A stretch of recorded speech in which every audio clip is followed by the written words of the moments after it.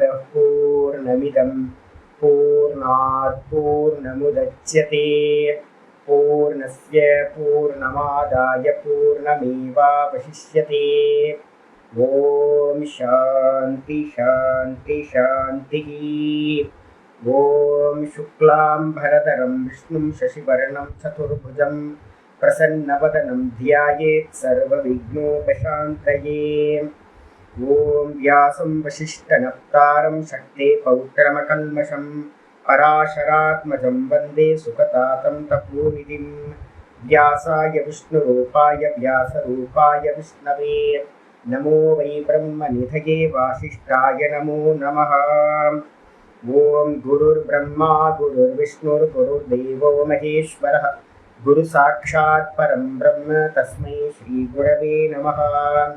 सदाशिवसमारम्भां शङ्कराचार्यमध्यमाम् अस्मदाचार्यपर्यन्तां वन्दे गुरुपरम्पराम्।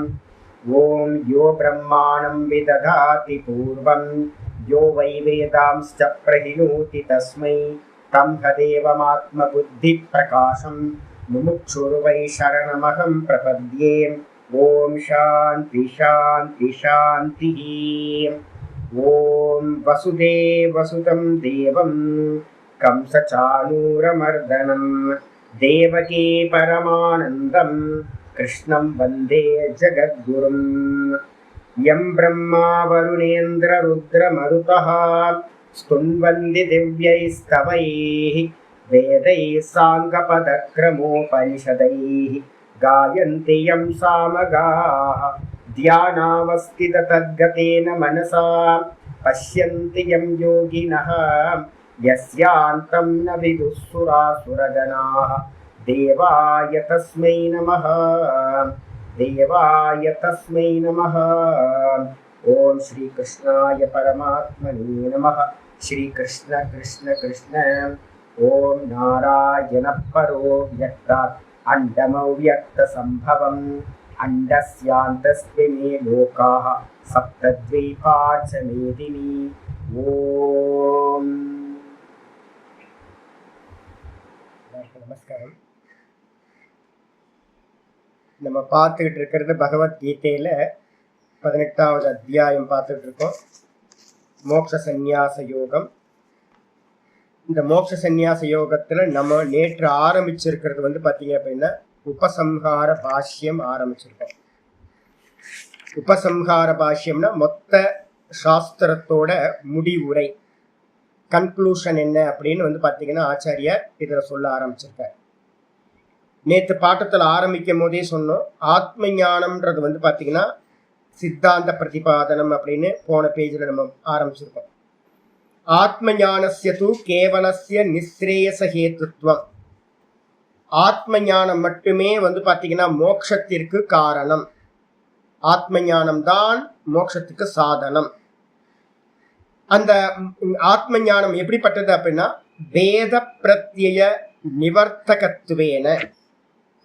பேத பிரத்யம் அப்படின்னா முக்கியமானது பார்த்தீங்கன்னா இது வேற நான் வேற, இவன் வேற நான் வேற அப்படின்னு நம்ம என்னெல்லாம் பேதம் பார்க்குறோமோ அதனால்தான் பார்த்தீங்கன்னா மிருத்யோச மிருத்யம் ஆப்னோதி ஏக நானேவ பஷ்யதி. எவன் பார்த்தீங்கன்னா எல்லாத்துலேயும் ஏற்றத்தாழ்வை பார்க்கிறானோ, பேதத்தை பார்க்கிறானோ, அவன் திரும்ப திரும்ப மறுபடியும் மறுபடியும் மரணத்தையே அடைகின்றான் அப்படின்னு பார்த்தீங்கன்னா கட்டோபனிஷத் மந்திரம் சொல்லுது. அப்போ நல்லா தெரிஞ்சுக்கணும், மோக்ஷம்ன்றதுக்கு அர்த்தம் பேத புத்தி, பேத பிரத்தியம்ன்றதுக்கு அர்த்தம் பேத புத்தி.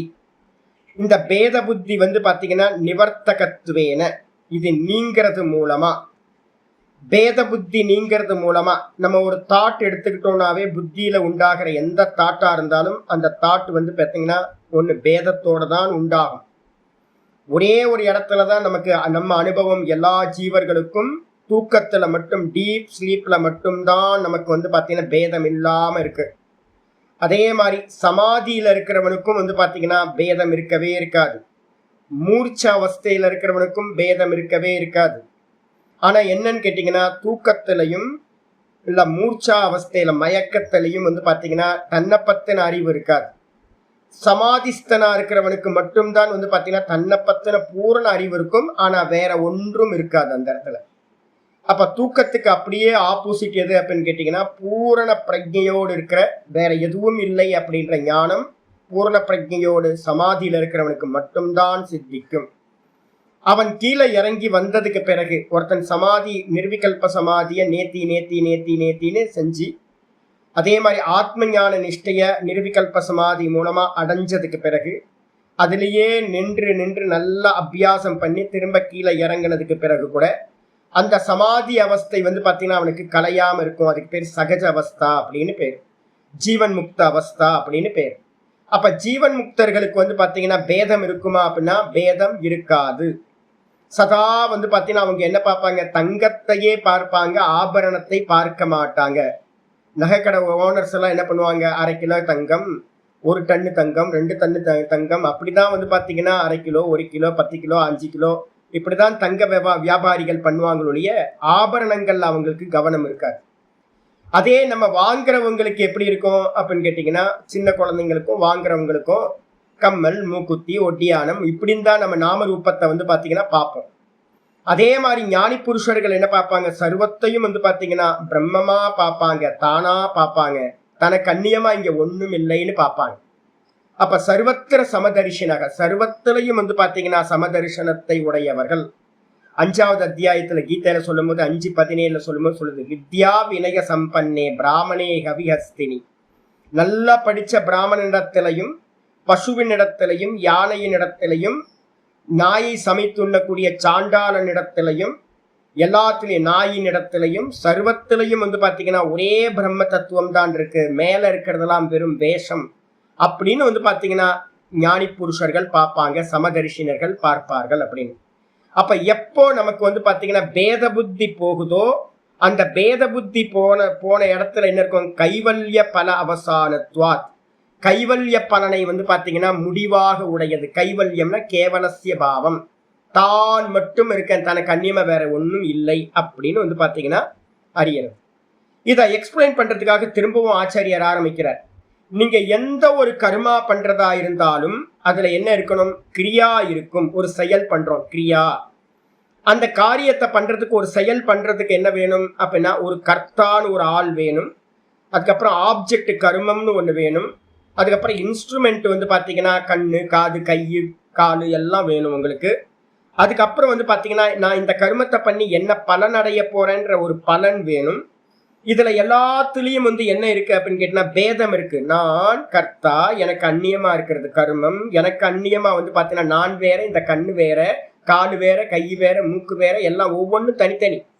அப்ப எல்லா பேதங்களோட தான் நான் அடையக்கூடிய பலனும் பேதமானது, வேறானது அப்படின்னு வந்து பாத்தீங்கன்னா எந்த காரியம் பண்ணினாலும் பேத புத்தி கண்டிப்பா கருமத்துல இருந்தே ஆகும். அதனால வந்து பாத்தீங்கன்னா அவித்யாயா, இந்த பேத புத்தி எங்க இருந்து கல்பனையாச்சு, எங்க வந்து உண்டாச்சு அப்படின்னா தூக்கத்துல இருக்கும் போது பேதம் இல்லவே இல்லைல்ல. தூக்கத்துல வந்து பாத்தீங்கன்னா நான் பரமஹம்சானந்தா, நீங்க வேற நான் வேற அப்படின்ற பேதம் எதுவுமே இல்லை. ஏன்னா அங்க யாருமே இல்லை. அங்க என் கண்ணு வேற, என் கை வேற, கால் வேற அப்படின்னு ஸ்வகத பேதம்னு சொல்லுவோம். எனக்கோட தேகத்துக்குள்ளாரே இருக்கிற பேதங்களும் இல்லை. ஏன்னா தேகமே இல்லை. அங்க மனசு இல்லை, புத்தி இல்லை, இந்திரியங்கள் இல்லை, தேகம் இல்லை, வேற இந்த ஜெகத் இல்லை, எதுவுமே தூக்கத்துல இல்லை. அப்ப தூக்கத்துல என்ன இருந்துச்சு அப்படின்னா நான் இருந்த சுகமா, கூட வந்து எது இருந்துச்சு, ஒன்னும் தெரியல. அதான் அவித்யா. அந்த ஒன்னும் தெரியலன்ற அவித்யா என்ன பண்ணுது, தூக்கத்துல குவைட்டா இருந்துச்சு, எதையுமே பண்ணாம காரண தத்துவமா அவ்வியக்தமா இருந்துச்சு. அது என்ன பண்ணுது, வேக்கப் ஆகும் போது அது என்ன பண்ணுது, தன்னை அந்த அவித்யா வந்து பாத்தீங்கன்னா தன்னை வந்து பாத்தீங்கன்னா இந்த ஜீவ ஜெகத்தா வந்து பாத்தீங்கன்னா பரிணமிக்குது. அப்ப நான் ஒரிஜினல், நானுக்கு மேல இருக்கக்கூடிய இந்த அவித்யா என்ன பண்ணுது, இந்த ஜீவர்களையும் ஜெகத்தையும் ஃபர்ஸ்ட் எடுத்தோன்னு எதை கிரியேட் பண்ணுது, என்னுடைய தேகத்தை கிரியேட் பண்ணுது. புத்தி, மனசு, இந்திரியங்கள், தேகம், அதுக்கப்புறம் வெளியில இருக்கக்கூடிய விஷயங்கள் எல்லாத்தையும் வந்து பாத்தீங்கன்னா யாரு மாறினா அப்படின்னா ஒன்னும் தெரியலன்னு நம்ம சொல்றோமே தூக்கத்துல, அதுதான் இந்த ஜீவ ஜெகத்தா பரிணமிக்கின்றது. அப்ப இது எல்லாம் வந்து பாத்தீங்கன்னா திரும்ப ராத்திரியில போனோன்னு என்ன ஆகும், திரும்ப இல்லாம போயிடும். அப்ப திரும்ப நான் தூக்கத்துல வந்து போகும்போது, வந்து டீப் ஸ்லீப் போகும்போது ஒன்றுமில்லை, நான் சுகமா இருக்கேன்னு வந்துடும். அப்ப ஆதியும் நான் தான், அந்தமும் நான் தான், நடுவுல இருக்கிறது எல்லாமே வந்து பாத்தீங்கன்னா மாயா கல்பிதம். ஆச்சாரியர் சொல்றாரு, அவித்யா ஆத்மனி நித்திய பிரவருத்தா. இந்த அவித்யினால வந்து பாத்தீங்கன்னா நானுக்கு மேல, நான் என்று சொல்லக்கூடிய ஆத்மாக்கு மேல வந்து பாத்தீங்கன்னா சதா காலமும் நித்திய பிரவருத்தான அர்த்தம், ஒரு ஃப்ளோ போயிட்டே இருக்கு. அனாதி காலத்துல இருந்து இந்த அவித்யா தேகங்களையும் இந்த ஜெகத்தையும் கல்பனை பண்ணிக்கிட்டே இருக்கு. நம்ம வேக்கப் ஆனோன்னு என்ன பண்றோம், இந்த தேகத்தை நான் அப்படின்னு பிடிச்சுக்கிறோம். எல்லா பேதங்களையும் உண்மை சத்தியம் அப்படின்னு நினைச்சுக்கிட்டு இருக்கோம். அப்படி நினைக்கிறதுனால மம கர்ம, நான் முதல்ல வேக்கப் ஆனோன்னு நான் என்ன நினைக்கிறேன், என்னுடைய கர்மம். நான் வந்து பாத்தீங்க அப்ப என்ன சன்னியாசி, நான் காலையில கீதா கிளாஸ் எடுக்கணும், நான் வந்து பாத்தீங்கன்னா பிரணவ ஜபம் பண்ணணும், பிராணாயாமம் பண்ணணும், அப்படின்னா இது மாதிரி கோயிலுக்கு போகணும், அங்க போகணும், இங்க போகணும், இதை செய்யணும், அதை செய்யணும், ஆபீஸ் போகணும் அப்படின்னு என்னென்னலாம் கர்மங்கள் இருக்கோ அந்த கர்மங்களை எல்லாத்தையும் என்னுடைய கர்மம் அப்படின்னு அபிமானிக்கிறேன். அதுக்கப்புறம் அகம் கர்த்தா, அந்த கர்மங்களை எல்லாத்தையும் செய்கின்றவன் நான் செய்கின்றேன் அப்படின்னு கர்த்திருவத்தை எடுத்துட்டு வந்துடணும். அதுக்கப்புறம் அமுஷ்மை பலாய, இந்த பலனுக்காக நான் இந்த கர்மம் பண்றேன். நான் ஆபீஸ் போகணும், எதுக்காக, பணம் சம்பாதிக்கணும், பணம் சம்பாதிக்கிறதுக்கு ஆபீஸ் போனா தானே சம்பளம் கொடுப்பான். அதுக்கப்புறம் நான் எதுக்காக பாடம் படிக்கிறேன், ஞானம் வேணும், ஞானத்துக்காக நான் பாடம் படிக்கிறேன் அப்படின்னு இந்த பலனுக்காக நான் இந்த கர்மத்தை வந்து பார்த்தீங்கன்னா இதம் கர்மம் கர்ம கரிஷ்யாமி, இந்த கர்மத்தை நான் செய்கின்றேன். இது இயம் அவித்யா, இதுதான் அவித்யா. அப்ப என்னெல்லாம் இருக்கு, நான் என்னுடைய ஆப்ஜெக்டா ஒரு கர்மத்தை பார்க்கிறேன், நான் கர்த்தான்னு பார்க்கிறேன், நான் இந்த கர்மத்தோட பலனா இதை அடையணும்னு பார்க்கிறேன், பலன் எனக்கு அந்நியமா பார்க்கிறேன். இது மாதிரி எல்லாத்தையும் காலையில இருந்து ராத்திரி தூக்கத்துல சொப்பனத்துல கூட பேதம் இருக்கு, எல்லாத்துலயும் பேதத்தை பார்க்கிறேன். இது யாரு பண்ணுனான்னு கேட்டீங்கன்னா இயம் அவித்யா, அவித்யா அனாதி கால பிரவர்த்தா, இதுதான் அவித்யா. இப்ப நம்ம எதெல்லாம் பேதத்தோட பாக்குறோமோ அது எல்லாம் அவித்யா. மெஜிஷியன் வந்து பாத்தீங்கன்னா என்ன பண்றான், வரும்போது சிங்கிளா வந்தான், சிங்கிளா வந்துட்டு வந்து பாத்தீங்கன்னா அவன் நமக்கு உள்ளார வந்து பாத்தீங்கன்னா நிறைய காட்சிகளை வந்து காட்டுறான். புறாவை பறக்க விடுறான், ஃப்ளவர் வாஷை கிரியேட் பண்றான், என்னென்னவோ அவன் மாயாஜாலத்தை பண்றான். வரும்போது சிங்கிளா வந்தான். அதுக்கப்புறம் வந்து பாத்தீங்கன்னா போகும்போது வந்து பாத்தீங்கன்னா மேஜிக் முடிச்சுட்டு போகும்போது சிங்கிளா தான் போனான். ஆனா நடுவுல மேஜிக் ஷோல என்ன பண்ணா, நிறைய காட்சிகளை நமக்கு முன்னாடி காட்டினான். அது ஏதாவது உண்மையா அப்படின்னு கேட்டீங்கன்னா எதுவுமே உண்மை இல்லை, வெறும் மாயாஜாலம். அதே மாதிரி ஜாகிரதத்திலிருந்து நம்ம உண்டாகிறதுக்கு முன்னாடி சதேவ சோமிய இதமக்ர ஆசித் ஏக்கமேவ அத்விதீயம், உற்பத்தி ஆகிறதுக்கு முன்னாடி நான் மட்டும்தான் தூக்கத்துல இருந்தேன். அதே மாதிரி கிரியேஷனுக்கு முன்னாடி ஒரே ஒரு ஆத்ம தத்துவம் மட்டும்தான் இருந்துச்சு. திரும்ப கிரியேஷன் முடிஞ்சதுக்கு பிறகும் மாயாவி மாதிரி ஒரே ஒரு ஆத்ம தத்துவம் மட்டும்தான் மிச்சம் இருக்கும். நடுவுல நடக்கிறது எல்லாம் மாயா. அப்ப வந்து பாத்தீங்கன்னா நம்ம எப்படி சொப்பனத்துல பாக்குறோமோ, சொப்பனத்துல ஒரு கர்த்தா இருந்தான், சொப்பனத்துல அவனுக்கு ஒரு ஆப்ஜெக்ட் இருந்துச்சு, சொப்பனத்துல ஒரு பிரயோஜனத்துக்காக அவன் கர்மத்தை பண்ணினான். சொப்பனத்துல அநேக ஜீவர்கள், தேசம், காலம் எல்லாம் பேதங்கள் இருந்துச்சு. ஆனா காலையில வேக்கப் ஆன போது, காலையில இல்ல ராத்திரியில அந்த சொப்பனத்துல இருந்து திடீர்னு வேக்கப் ஆகும் போதே அது எல்லாம் வந்து இல்லாம போச்சு. அப்ப அதெல்லாம் என்னன்னு கேட்டீங்க அப்படின்னா எனக்கு மேல அது சொப்பன காட்சிகள், கல்பித்தம். அதே மாதிரி இந்த ஜாகிரதத்துல இருக்கக்கூடிய சர்வமும், நம்மளுடைய தேகத்திலிருந்து சர்வமும் அவித்யினால வந்து பாத்தீங்கன்னா கல்பித்தம். ஆனா நம்ம என்ன பண்ணிட்டோம், அது புரியாம விசாரம் இல்லாம சத்தியம் நினைக்க ஆரம்பிச்சிட்டோம். இதான் வந்து பாத்தீங்க அப்படின்னா அவித்யா. இந்த அவித்யா எப்ப இருந்து பிரவருத்தியா இருக்கு, அனாதி கால பிரவருத்தா சொல்லியாச்சு. அப்ப என்ன பண்ணணும் அப்படின்னா ஞானம், இந்த மோட்சம் அடையணும்னா என்ன பண்ணணும், ஆச்சாரிய சொல்றாரு அஸ்யாஹா அவித்யாயாஹா நிவர்த்தகம். இந்த விதமா இருக்கக்கூடிய அவித்யாவோட நிவர்த்தகம் எது சுவாமி, இதை எப்படி நீக்கிறது சுவாமி, இந்த அவித்யாவை எப்படி நீக்கிறது அப்படின்னா சொல்றாரு அயம் அகம் அஸ்மி கேவலஹா. நமக்கு ஒரு ஞானம் உண்டாகணும். எந்த ஞானம் அப்படின்னா தூக்கத்துல என்ன ஞானம் நம்மள்கிட்ட இருந்துச்சோ அதை ஜாகிரதத்துல கொண்டு வரணும். எப்படி கொண்டு வரணும், நான் மட்டும்தான் இருக்கின்றேன், அகம் கேவலக அஸ்மி, நான் மட்டும். கேவலம்ன்றதுக்கு அர்த்தம் நான் ஒருத்தர் மட்டும்தான் இருக்க. தூக்கத்துல நீங்க எத்தனை பேர் இருந்தீங்க, இந்த ஜெகத்து இல்லவே இல்லையே, ஈஸ்வரன் இருந்தாரா? காலையில இப்ப போய் வந்து பார்த்தீங்கன்னா பூத்தநாராயண சேவிச்சுட்டு வர போறேன். பெரிய கோபுரத்தை சிவலிங்கமா வச்சுக்கிட்டு, இந்த மலையை சிவலிங்கமா வச்சுக்கிட்டு நான் சுத்தி சுத்தி வரோம். திருவண்ணாமலை, அண்ணாமலையார், அருணாச்சலேஸ்வரர் அப்படின்னு. எங்க போனார் தூக்கத்துல? தூக்கத்துல வந்து பாத்தீங்கன்னா ஜீவ ஈஸ்வர பேதம் கூட இல்ல. நம்ம இருக்கிறதே உயர்ந்த பேதம் எது வச்சிருக்கோம்? ஜீவ ஈஸ்வர பேதம். அது கூட இல்ல. அப்ப தூக்கத்துல நான் எப்படி இருக்கேன் அப்படின்னா அகமஸ்மி, நான் சுகமா இருக்கேன், வேற ஒண்ணும் இல்ல. இதே அனுபவம் வந்து பாத்தீங்கன்னா நமக்கு ஜாகிரதத்துல வந்து பாத்தீங்கன்னா அகம் அஸ்மி கேவலஹா, நான் வெறும் நான் மட்டும்தான் இருக்கின்றேன். எப்படி இருக்கேன்? அகர்த்தா. தூக்கத்துல ஏதாவது கர்த்தாவா இருக்கமா? நம்ம தூக்கத்துல வந்து பாத்தீங்கன்னா கர்த்தா இல்ல. பகவான் வந்து பாத்தீங்கன்னா 5வது அத்தியாயத்துல 13, 14வது ஸ்லோகத்தை சொல்றார். ந கர்த்திருவம் ந கர்மாணி சிருஜதே லோகஸ்ய பிரபு ந கர்மபல சம்யோகம் ஸ்வபாவஸ்து பிரவர்த்ததே அப்படின்னு 5:14 இருக்கிற ஸ்லோகம் இருக்கு. முக்கியமானது. பகவான் யாரு? பகவான் தூக்கத்துல இருக்காரே ஒருத்தர், அவர்தான் பகவான். அந்த பகவான் வந்து பாத்தீங்கன்னா கர்த்திருவத்தையும் படைக்கவில்லை, கர்மத்தையும் படைக்கவில்லை, கர்ம பலன்களையும் சேர்த்து வைக்கிறதும் அவர் பண்றதில்லை. அப்ப இதெல்லாம் யாரோட மேஜிக் அப்படின்னா நானுக்கு பக்கத்திலேயே சுவாமியோட அபின்ன சக்தியா இருக்கிற மாயா பண்றது இதெல்லாம். அப்ப நல்லா தெளிவா தெரிஞ்சுக்கிட்டு என்ன பண்ணணும்? என்னுடைய மாயை அது ஒரு இருப்பு பொருள் அல்ல, அது மேஜிக் மாதிரிதான், அது வாஸ்தவம் இல்லை அப்படின்னு என்ன பண்ணணும்? என்னோட அபின்ன சக்தி, இது எல்லாம் தோற்ற மாத்திரம். அப்ப நான் வெறும் பார்ப்பவன், வெறும் சைத்தன்யம் அப்படின்னு வெறும் சைத்தன்யமா தன்னை அறியணும். நான் மட்டும்தான் இருக்கேன், மீதி இருக்கிறது எல்லாம் பார்வைக்கு படுறது. இந்த மொத்த ஜகத்தும் திருஷ்யம். இங்க அநேக ஜீவர்கள்ன்ற சரீரமும் இல்லை, என்னோட சரீரமும் இல்லை, மற்ற சரீரமும் இல்லை, மற்ற வஸ்துக்களும் இல்லை, எதுவுமே இல்லை. நான் மட்டும் தான் இருக்கேன். எப்படி இருக்கேன்? நான் திரஷ்டா, நான் கர்த்தா இல்லை. அப்ப கர்மம் நடக்கிறதெல்லாம் சரீரம் கர்மம் பண்ணுது, நாம் பண்ணல. தேகம் பண்ணுது, இந்திரியங்கள் பண்ணுது, மனசு பண்ணுது, எல்லா கர்மத்தை பண்ணுது. இதுக்கெல்லாம் பின்னாடி யார் இருக்கா? குணா குணேஷு வர்த்தந்த இதி மத்வான சஜ்ஜதே. நல்ல தத்துவத்தை அறிந்தவன் பார்க்கறான். என்னன்னு கேட்டீங்கன்னா குணங்களில் டும் டும் டும்னு ஏதோ நடந்துகிட்டு இருக்கு, நான் பார்க்கின்றேன். அப்ப அகர்த்தாவாக நான் இருக்கின்றேன்.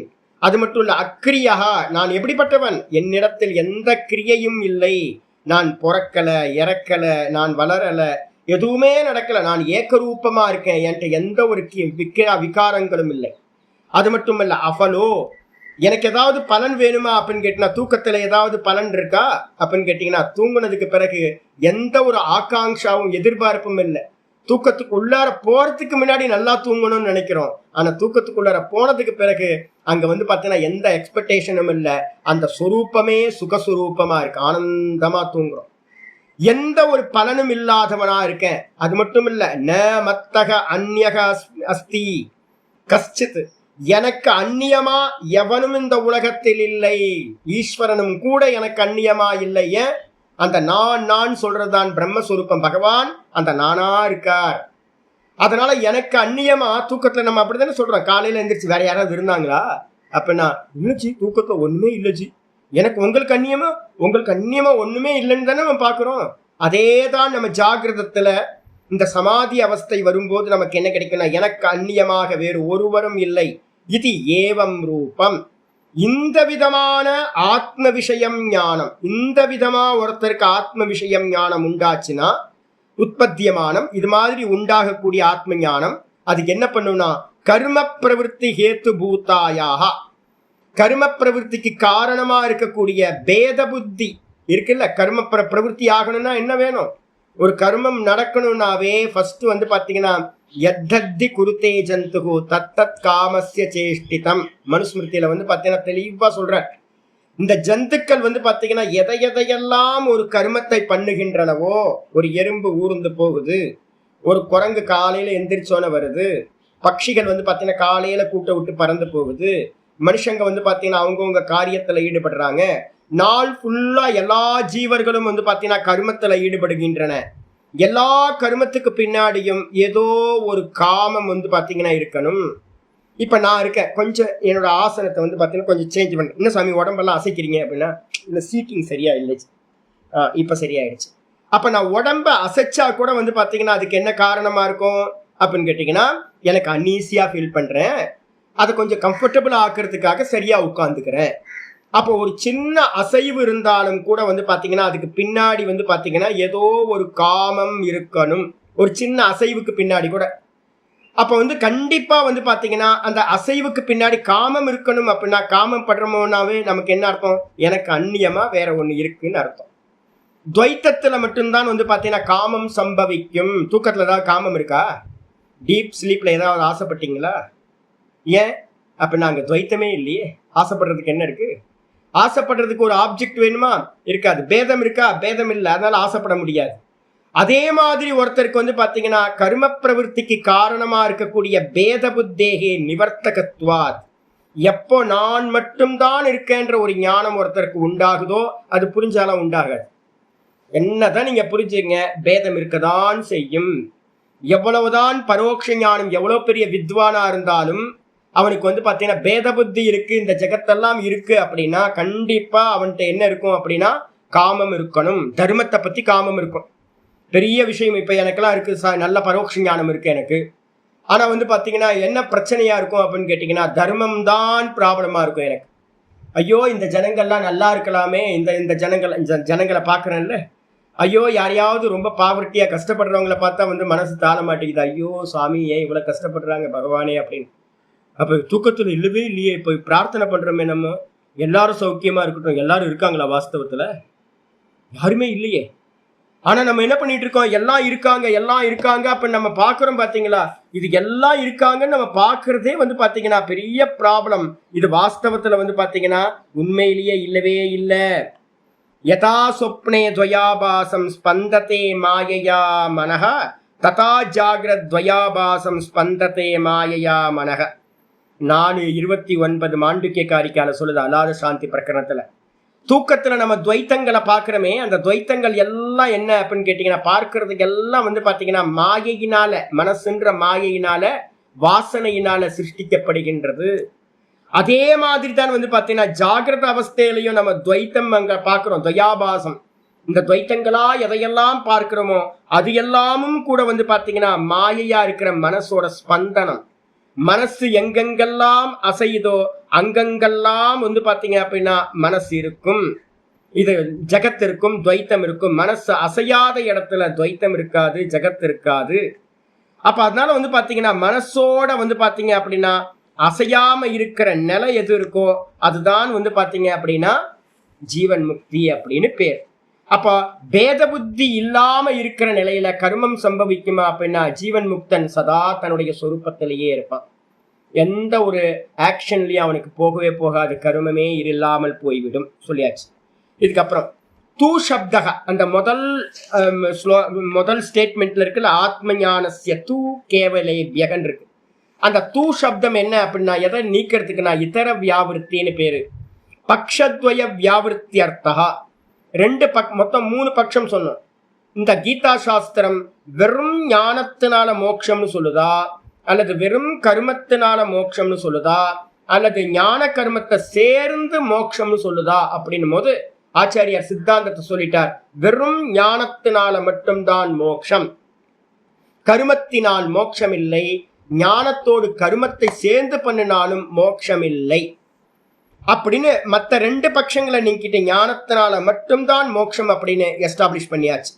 ந கர்மேபியக கேவலேபிய கர்மேபியக, வெறும் கர்மத்தினாலும் மோட்சம் இல்லை. ந ஞான கர்மாபியாம் சமுச்சிதாபியாம், ஞான கர்மத்தோடு சேர்ந்து ஞானத்தையும் கர்மத்தையும் சேர்ந்து பண்ணாலும் மோட்சம் இல்லை. அப்ப நிஸ்ரேயச பிராப்தி கண்டிப்பா முடியாது. இது பக்ஷத்வயம் நிவர்த்தயதி. இது வரைக்கும் நேத்து பார்த்திருக்கோம். அப்ப இன்னைக்கு பாட்டம் ஆரம்பிக்குது. ஆச்சாரியார் வந்து பாத்தீங்கன்னா நித்திய கர்மத்தினால வந்து பாத்தீங்கன்னா ஆத்ம ஞானத்தை அடைய முடியுமா சுவாமி? நித்தியமான வஸ்து கர்மத்தால் அடைய முடியுமா அப்படின்னு கேட்டீங்கன்னா ஆச்சாரியார் ரொம்ப அருமையான பாஷ்யம் ஆரம்பிக்கிறார். ஆத்மான்றது வந்து பாத்தீங்கன்னா சாஸ்திரங்கள் எல்லாம் சொல்லுது, ஆத்மான்றது பிரம்மன்றது வந்து பாத்தீங்கன்னா நித்திய வஸ்து அப்படின்னு. நித்திய வஸ்துனா என்ன அர்த்தம்? இப்போ நமக்கு அடையப்பட்டதா இருக்கா அப்படின்னா நித்தியமா இருந்தா 3 காலத்திலும் இருக்கும். அப்ப 3 காலத்திலையும் இருக்கிறத வந்து பாத்தீங்கன்னா நீங்க என்ன பண்ண முடியாது. இப்ப இருக்கா சுவாமி? ஆமா இப்ப இருக்கு. எது இருக்கு அப்படின்னு கேட்டீங்கன்னா நான். இந்த நான் தான் ஆத்மா, அகமாத்மா அப்படின்றது வந்து பாத்தீங்கன்னா சொல்லுது. நான் அகமாத்மா குடாகேஷகன் பரமாத்மா சொல்றார். தத்துவமசி அகம் பிரம்மாஸ்மி அயமாத்மா பிரம்ம அப்படின்னு எல்லா மந்திர வாக்கியங்களும் மகா வாக்கியங்களும் வந்து பாத்தீங்கன்னா என்ன சொல்லுது அப்படின்னா, இந்த ஆத்மாதான் பிரம்மம் அப்படின்னு சொல்லுது. இந்த ஆத்மான்ற நான் இருக்கா இல்லையா அப்படின்னு கேட்டீங்கன்னா எப்பவுமே இருக்கு. நீங்க வேற எதையாவது தான் போய் அடையலாம். இங்க இருந்து கொஞ்சம் டார்ஜிலிங் போயிட்டு வரலாம், நல்ல வெயில் அடிக்குது, டார்ஜிலிங்ல சூப்பரா இருக்கும், ஊட்டிக்கு போகலாம். இது மாதிரி நம்ம வெயில் காலத்துல யோசிக்கலாம், ஏதாவது ஊரை போய் அடையலாம். இப்ப வந்து பாத்தீங்கன்னா ஒரு வஸ்து இல்லை. இப்ப கிளாஸ் முடிஞ்சோன்னே எனக்கு நல்ல ரவா உப்புமா சாப்பிடணும்னு ஆசையா இருக்கு, இன்னைக்கு ரவா உப்புமா செய்யணும். அப்ப இப்ப இல்ல, ரவா உப்புமா செய்யணும், டார்ஜிலிங்க்கு போகணும், மீனாட்சியை போய் பார்க்கணும் மதுரைக்கு போய். அப்ப வந்து பாத்தீங்கன்னா இப்ப எனக்கு ஏதோ அசுத்தம் இருக்கு, கொஞ்சம் பாப்பங்கள்லாம் அசுத்தம் இருக்கு. நல்லா வந்து பாத்தீங்கன்னா பிரணவத்தையோ இல்ல பிராணாயாமத்தையோ கொஞ்சம் பண்ணி என்ன பண்ண சுத்திகரணம் பண்ணணும். வீடெல்லாம் கொஞ்சம் அழுக்கா இருக்கு, எல்லாத்தையும் விட்டு ஃபுல்லா வாஷ் பண்ணணும். இது மாதிரி எதையெல்லாம் நான் சொல்றேனோ அது எல்லாமே வந்து பாத்தீங்கன்னா ஆப்ஜெக்டா இருக்கிறது. ஆப்ஜெக்டா இருக்கிறத மட்டும்தான் நீங்க என்ன பண்ண முடியும் அப்படின்னா ஒரு கர்மத்தினால செய்ய முடியும். இப்ப நான் என்ன அடையணும், நான் என்ன அடையணுமா? நான் என்ன எப்படி அடைய முடியும்? ஏன் அப்படின்னா நான் எப்பவுமே அவைலபிளா இருக்கேன். 24 ஹவர்ஸா எந்த காலத்திலையும் நான் என்னை விட்டு போவதே இல்லை. நான் சதா இருந்துகிட்டே இருக்கேன். நித்திய பிராப்தகான்னு பேர். நான் என்ற வஸ்து வந்து பாத்தீங்கன்னா நித்திய பிராப்தமா இருக்கு. அப்ப நித்திய பிராப்தமா இருக்கிறத ஒரு கர்மத்தினால் அடைய முடியாது. இததான் நிரூபணம் பண்றதுக்கு ஆச்சாரியார் இங்க சொல்ல ஆரம்பிக்கிறார். அகாரியத்துவாத்துச்ச நிஸ்ரேயஸ்ய. நிஸ்ரேயஸ் அப்படின்னா என்ன அர்த்தம் அப்படின்னு கேட்டீங்கன்னா, நிஸ்ரேயஸ் அப்படின்னா மோட்சம். மோட்சம் என்பது வந்து பாத்தீங்கன்னா கர்மத்தினால் செய்யப்படுவதல்ல. அகாரியத்துவாத் அப்படின்னா அது வந்து பாத்தீங்கன்னா காரியத்தினால் ஒரு கர்மத்தினால் செய்யப்படுவதல்ல மோட்சம். ஏன் அப்படின்னு கேட்டீங்கன்னா கர்ம சாதனத்துவ அனுபபத்தி. ரொம்ப கிளியரான ஸ்டேட்மெண்ட். எந்த ஒரு கர்மத்தினுடைய சாதனத்தினாலையும் அந்த நித்தியமா இருக்கிற ஆத்மாவை மோட்சத்தை அடைய முடியாது. அப்ப என்ன அர்த்தம்? நகி நித்தியம் வஸ்து கர்மனா ஞானேனவா கிரியதே. ரொம்ப முக்கியமான ஸ்டேட்மெண்ட் இது. ஞானத்தினாலும் இல்ல கர்மத்தினாலும் நித்திய வஸ்துவை என்ன பண்ண முடியாது, செய்ய முடியாது. ஆமா, கர்மத்தினாலும் செய்ய முடியாது, ஞானத்தினாலும் செய்ய முடியாது. எது நித்திய வஸ்து, எது நித்தியமா இருக்கோ அதை வந்து பாத்தீங்கன்னா என்ன பண்ண முடியாது, கர்மத்தினாலும் செய்ய முடியாது, ஞானத்தினாலும் செய்ய முடியாது. அப்போ ஆச்சாரியர் டெவலப் பண்றார். இங்க அடுத்த பேஜ்ல உங்களுக்கு ஒரு ஹெட்டிங் போட்டிருக்க பாருங்க. ஞானத்தினாலும் கூட ஆத்ம ஞானம் உண்டாக்கப்படுவதில்லைன்னு இருக்கா ஹெட்டிங். அதை வந்து பாத்தீங்கன்னா ஞானத்தாலும் கூட மோட்சம் உண்டாக்கப்படுவதில்லைன்னு மாத்தி எழுதிங்க. ஆத்ம ஞானம் இல்ல, மோட்சம். ஞானத்தாலும் கூட மோட்சம் உண்டாக்கப்படுறதில்லை. நல்லா தெரிஞ்சுங்க. மோட்சம் என்பது ஞானத்தினால உண்டாக்கப்படுவதல்ல, ஞானத்தினால செய்யப்படுவதல்ல, கர்மத்தினாலும் செய்யப்படுவதல்ல. நான் ஒரு வீடு கட்டுறேன், நான் ஒரு உப்புமா பண்றேன், நான் இங்கிருந்து டார்ஜிலிங் போறேன், நான் ஒரு ஹோமத்தை பண்ணி சொர்க்கத்துக்கு போறேன், நான் ஒரு உபாசனைய பண்ணி பிரம்மலோகத்துக்கு போறேன். அப்ப எந்த வஸ்துக்கள், வீட்டை கிளீன் பண்றேன், என்னை நல்லா வாஷ் பண்ணி வந்து பாத்தீங்கன்னா நல்லா 1/2 மணி நேரம் தண்ணியில ஊற போட்டு நல்லா சுத்தம் பண்ணிக்கிறேன், என்னோட வயிற்றுக்கு வந்து பாத்தீங்கன்னா ஒரு எனிமா கொடுத்து கிளீன் பண்ணிக்கிறேன், ஒரு பிராணாயாமத்தை பத்தி நாடிகளை சுத்தி பண்றேன். இது மாதிரி நிறைய பண்றோம். அது மாதிரி வந்து பாத்தீங்கன்னா இந்த மோட்சத்தை வந்து கர்மத்தினால அடைய முடியுமா அப்படின்னா கர்மத்தினாலும் அடைய முடியாது. அதே மாதிரி மோட்சம் என்பது ஞானத்தினாலும் கூட வந்து பாத்தீங்கன்னா செய்யப்படுவதல்ல. ந கிரியதே அப்படின்னு சொல்லுது. ஏன் சுவாமி அப்படின்னு கேட்டீங்கன்னா ஸ்டேட்மெண்ட் சொல்லியாச்சு, நித்தியம் வஸ்து. அதுதான் முன்னாடியே சொல்லிட்டோம். நகி நித்தியம் வஸ்து கர்மனா ஞானேன வா ந கிரியதே. கர்மத்தினாலும் ஞானத்தினாலும் ஒரு நித்திய வஸ்துவை என்ன பண்ண முடியாது, செய்ய முடியாது. உடனே பூர்வ பக்ஷி கேள்வி கேட்கிறான், கேவலம் ஞானம் அப்படி அனர்த்தகம் தருகி. அப்போ உங்க ஸ்டேட்மெண்ட்டே சொல்லிட்டீங்களேங்க, மோட்சம் என்பது ஞானத்தினாலும் செய்யப்படுவதில்லை அப்படின்னு நீங்க சொல்லிட்டீங்க அப்படின்னா அப்ப நம்ம படிக்கிறது எல்லாம் இந்த சிரவணம் மனனம் நிதித்தியாசனம்ன்ற அந்த ப்ராசஸ் வந்து பாத்தீங்கன்னா வேஸ்ட். அப்ப ஞானத்தினால வந்து பாத்தீங்கன்னா மோட்சம் செய்யப்படுவதல்ல. அதனால ஞானம் கூட, வெறும் ஞானமும் கூட வந்து பாத்தீங்கன்னா அனர்த்தகம், யூஸ்லெஸ் அப்படின்னு சொல்லலாமா அப்படின்னு கேட்டா உடனே ஆச்சாரியார் முக்கியமான, நம்ம ஏற்கனவே நிஷ்டா பிரகரணத்துல பார்த்தது, அதை திரும்ப ஸ்டேட்மெண்டா சொல்றேன். ஞானம் வந்து பாத்தீங்கன்னா ஞானத்தை நீ தப்பா புரிஞ்சிருக்க. என்ன அர்த்தம் கேட்டீங்கன்னா, ந அவித்யா நிவர்த்தகத்வே சதி திருஷ்ட பல திருஷ்ட கைவல்ய பல அவசானத்வாத். ஆச்சாரியர் ரொம்ப சொல்றாரு. என்னன்னு கேட்டீங்கன்னா, நான் சொல்றேன், நான அடைய வேண்டாம், நான அடைய வேண்டாம். அப்ப நான அடைய வேணாம். ஆமா, நான் எப்பவுமே அவைலபிளா. நீங்க என்னைக்காவது சொல்லியிருக்கீங்களா நான் இல்லை அப்படின்னு? என்னைக்காவது சொல்லியிருக்கீங்களா? நாகமஸ்மி அப்படின்னு எந்த ஜீவர்களாவது எங்கேயாவது சொல்லியிருக்காங்களா? எல்லா ஜீவராசிகளும் என்ன பண்றோம், மனுஷங்களா இருக்கிறவங்க எல்லாரும் நம்ம சொல்லிக்கிட்டே இருக்கோம், நான் இருக்கேன், நான் இருக்கேன், நான் இருக்கேன். ஃபர்ஸ்ட் பெர்சன் இருக்கிறத வச்சுக்கிட்டு தான் மற்ற எல்லா விவகாரங்களும் நடந்துகிட்டு இருக்கு. நான் இல்லை என்று பாத்தீங்கன்னா ஒரு காலமும் ஒரு க்ஷணமும் நான் சொல்லவே இல்லை, நான் ஆப்சென்ட் ஆகிறதே இல்லை. அப்ப நான் நித்திய பிராப்தம். நல்லா புரிஞ்சுக்க. நான் பாத்தீங்கன்னா நானை அடையறதுக்கு எந்த முயற்சியும் பண்ண வேண்டாம். இதே நிஷ்டா பிரகரணத்திலையும் நம்ம பார்த்திருக்கோம். பிரம்ம ஜானேன யத்தனக கர்த்தவ்யா. பிரம்மத்தை அறிகின்ற விஷயத்தில் முயற்சி பண்ணவே வேண்டாம். ஆத்மாவை அடையிறதுல முயற்சி பண்ணவே வேண்டாம். ஏன் அப்படின்னா அத்தியந்த பிரசித்தத்வாத், ரொம்ப ரொம்ப பிரசித்தமானது இந்த ஆத்ம தத்துவம். நானை அறியாதார் இந்த உலகில் இல்லவே இல்லை. அப்ப என்ன பண்ணணும் அப்படின்னு கேட்டீங்கன்னா, ஆச்சாரியர் தெளிவா சொல்றார், அவித்யா நிவர்த்தகத்வே சதி. அவித்யாவை நீக்கிறது மூலமா. ஏன்? நானுக்கு மேல ஒன்னும் தெரியலன்ற அவித்யா தான் என்ன பண்ணுது, இந்த தேகம், மனசு, புத்தி, இந்திரியம் எல்லாத்தையும் கல்பனை பண்ணுது, இந்த ஜெகத் எல்லாத்தையும் கல்பனை பண்ணுது. இந்த அவித்யா நீங்கிச்சு அப்படின்னா வெறும் பாத்தீங்கன்னா நான் மட்டும் கிடைச்சிடும். நான் அவைலபிளா தான் இருக்கேன். அப்ப நான் அடையிறதுன்றது என்ன அர்த்தம் கேட்டீங்கன்னா, அவித்யாவை நீக்கிறது மட்டும்தான். ஜீவ ஜெகத்ன்றது அவித்யா. இந்த ஜீவ ஜெகத்தை ப்ரொஜெக்ஷன் பண்றது அவித்யா. அப்ப இந்த ஜீவ ஜெகத்ன்ற அவித்யாவை நீக்கிறது மூலமா ஆத்மா அடையப்பட்டதாகும். அதான் சொல்றார், அவித்யா நிவர்த்தகத்வே சதி திருஷ்ட கைவல்ய பல அவசானத்வாத். நம்ம எப்ப பாத்தீங்கன்னா இதை எல்லாத்தையும் நீக்கிறோமோ கைவல்ய பலன் பாத்தீங்கன்னா முடிவான கைவல்ய பலனானது பார்க்கப்படுவதா நமக்கு பிரத்யக்ஷமா கிடைத்து விடும். எப்ப சுவாமி? எப்படி? தூக்கம் இருக்கீங்க எக்ஸ்பிளைன் பண்றதுக்கு. எக்ஸாம்பிள் பாத்தீங்கன்னா தூக்கத்துக்கு மேல வேற என்ன வேணும்? டீப் ஸ்லீப்ல பாத்தீங்கன்னா நமக்கு என்ன உண்டாகுது? ஜீவனும் இல்ல, ஜெகத்தும் இல்லை. அப்ப ஜீவ ஜெகத் பாத்தீங்கன்னா டெய்லி சுவாமி நமக்கு என்ன பண்றார்? அனுகிரகம் பண்ணிக்கிட்டே இருக்கிறார். டெய்லி பாத்தீங்கன்னா நம்ம பார்ஷியலா ஒரு என்லைட்மெண்ட் நமக்கு கிடைச்சிக்கிட்டே இருக்கு. டெய்லி ஸ்லீப்பிங்ல மோட்சம் பாத்தீங்கன்னா பார்ஷியலா கிடைச்சிக்கிட்டு இருக்கு, கொஞ்சம் கொஞ்சமா கிடைச்சிக்கிட்டு இருக்கு. டெய்லி நம்ம 1 மணி நேரம், 1/2 மணி நேரம், 10 நிமிஷம் அப்படின்னு தூங்கிக்கிட்டே இருக்கிறோம். அந்த தூங்கும் போதெல்லாம் ஜீவ ஜெகத் இல்லாம போகுது. அதனால நமக்கு பாத்தீங்கன்னா ஆனந்தம் கிடைச்சிக்கிட்டே இருக்கு தூக்கத்துல. அப்ப திருஷ்ட பலனா அப்படின்னு கேட்டீங்கன்னா எப்போ? இப்ப நான் கேட்கிறேன், எல்லாம் இருக்கு, ஒரே சந்தடியா இருக்கு. வீட்டுல பாத்தீங்கன்னா டிவி ஓடிட்டு இருக்கு, லைட் எரிஞ்சுக்கிட்டு இருக்கு. தூங்குங்க, நல்லா தூங்குங்க, டீப் ஸ்லீப் தூங்குங்க அப்படின்னா நம்ம என்ன பண்றோம்?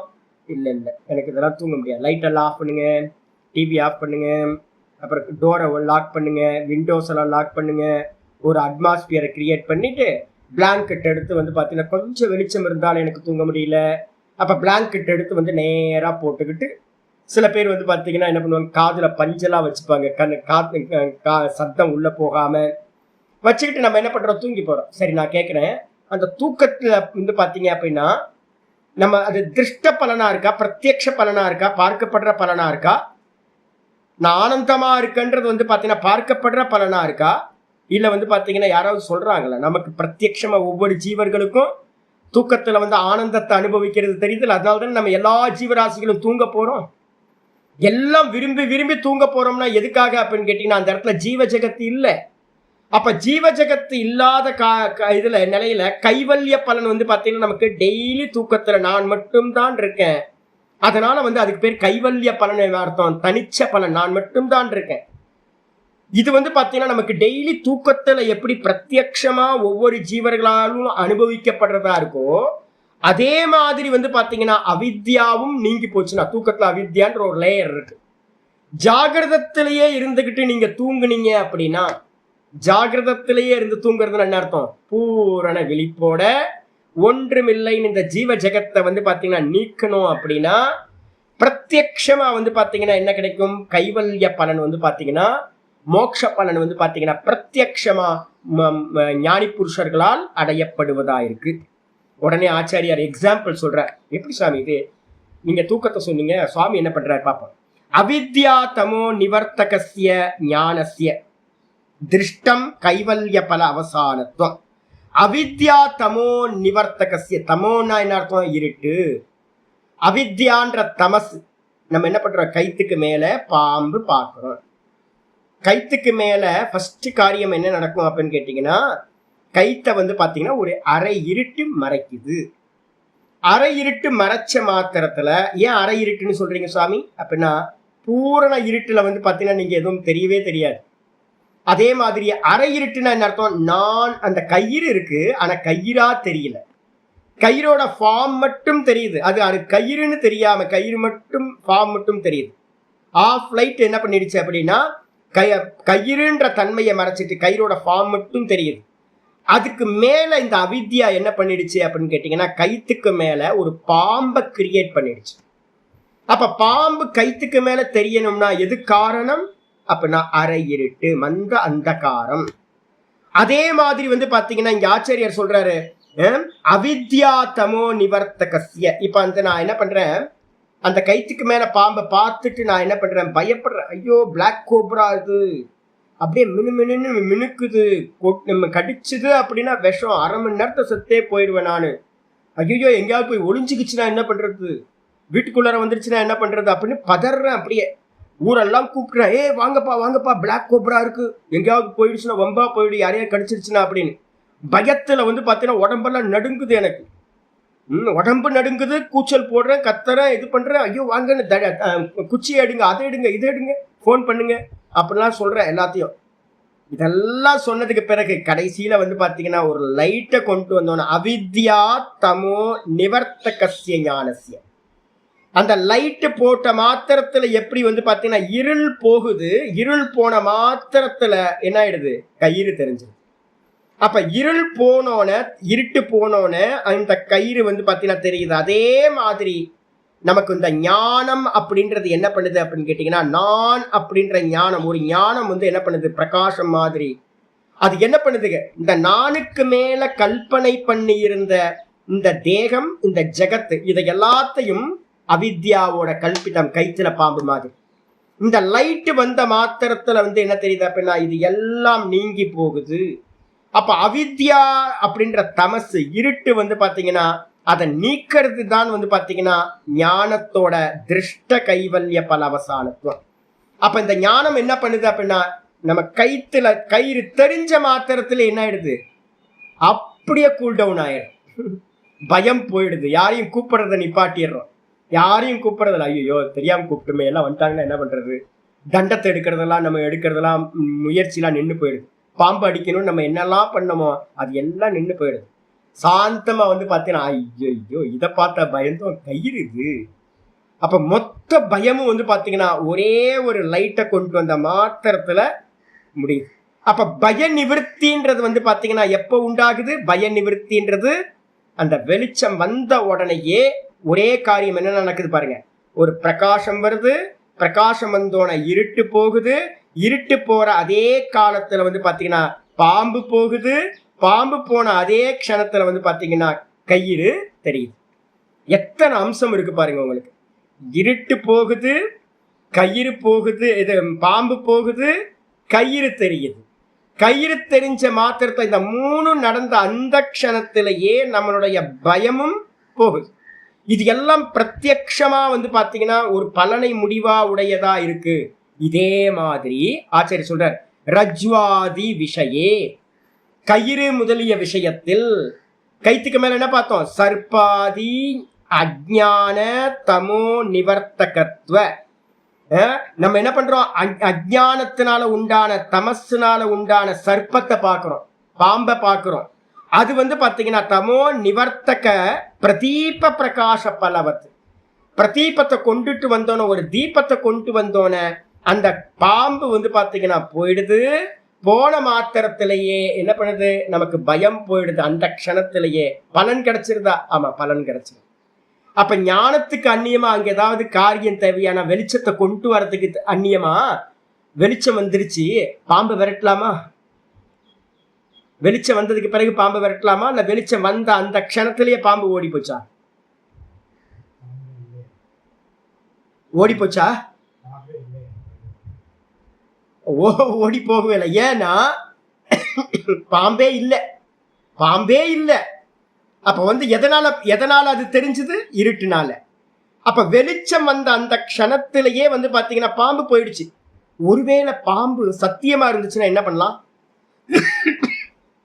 இப்ப நம்மளே என்ன பண்றோம், இருட்டா இருக்கு, பாம்பு இருக்குன்னு தெரிஞ்சு போச்சு, உண்மையிலேயே பாம்பு இருக்கு, லைட் இல்ல, ஆனா நம்ம என்ன பண்றோம், லைட்டை கொண்டுட்டு வந்துட்டு அந்த பாம்பு நல்லா தெரியுது, என்ன பாம்பு, பெரிய பாம்பு, நல்ல பாம்பு, இது நல்ல பாம்பா இருக்கு, இது விஷப்பாம்பா இருக்கு அப்படின்ட்டு வந்து பாத்தீங்கன்னா குச்சி வச்சு அடிக்கணும். ஏன், லைட் வந்ததுக்கு பிறகும் பாம்பு சத்தியமாயிருந்தா அதை விரட்டுறதுக்கான ஒரு கர்மா தேவைப்படுது. ஆனா கயிற்றுல பாம்பு நீங்க பார்த்திருந்தீங்க அப்படின்னா, லைட்டை கொண்டு வந்த மாத்திரத்துல கயிறு தெரிஞ்சோன பாம்பு எங்க போச்சு, இல்லாம போயிடும். அதிஷ்டான ஞானம் உண்டான மாத்திரத்துல கல்பனையா இருக்கக்கூடிய ஆரோப்ப ஞானம் சென்றுவிடும். இதுதான் முக்கியமானது. இதே மாதிரி வந்து பாத்தீங்கன்னா வினிவிருத்த சர்ப்ப விகல்ப ரஜ்ஜு கைவல்ய அவசானா. அப்ப வந்து பாத்தீங்கன்னா வினிவிருத்த சர்ப்ப லைட்டை கொண்டு வந்தோன சர்ப்பம் வந்து பாத்தீங்கன்னா நீங்கி போய் வெறுமனே கைவல்ய ரஜ்ஜு, கைவல்யம்ன்றது அர்த்தம் கேவலம், வெறும் தனிச்சு வெறும் கயிறு மட்டும் வந்து பாத்தீங்கன்னா கிடைக்கிறது வந்து பாத்தீங்கன்னா அவசானம் முடிவா இருக்கு. ஹி பிரகாச பலம் ததா ஞானம். அப்ப பிரகாசத்தோட பலன் என்ன சுவாமி அப்படின்னு கேட்டீங்கன்னா என்ன சொல்லுவீங்க? ஒரு பிரகாசத்தை கொண்டு வந்தீங்கன்னா அதோட பலன் என்ன அப்படின்னா, சர்ப்பத்தை நீக்கி கயிறை மட்டும் காட்டுறது தான் வந்து பாத்தீங்கன்னா பிரகாசத்தோட பலன், முடிவான பலன். அப்ப வேற எந்த பலன் ஏதாவது இருக்கா? வேற எந்த பலனும் இல்லை. பிரகாசம் பாம்பை நீக்கி கயிறை காட்டுறதோட நின்று போகுது, முடிச்சு போயிடுது. இதே மாதிரி தான் ஞானமும் கூட வந்து பாத்தீங்கன்னா என்ன பண்ணுது அப்படின்னு கேட்டீங்கன்னா, ஞானம் அப்படின்னா நான் எனக்கு மேல தேகாதிகளை பார்க்கிறேன், அது மட்டும் இல்லாம நான் இந்த ஜெகத்தை பார்க்கிறேன். இது எல்லாத்தையும் இந்த பார்க்கிறவனுக்கு மேலதான் வந்து பாத்தீங்கன்னா அவித்தியினால தெரியுது. அரையிருட்டுனால கைத்துக்கு மேல பாம்பு தெரிஞ்ச மாதிரி நானுக்கு மேல வந்து பாத்தீங்கன்னா இந்த ஜீவ ஜெகத்து வந்து பாத்தீங்கன்னா தெரியுது. தூக்கத்துல இல்ல, திரும்ப இன்னைக்கு ராத்திரி தூங்க போகும்போதும் இல்லை.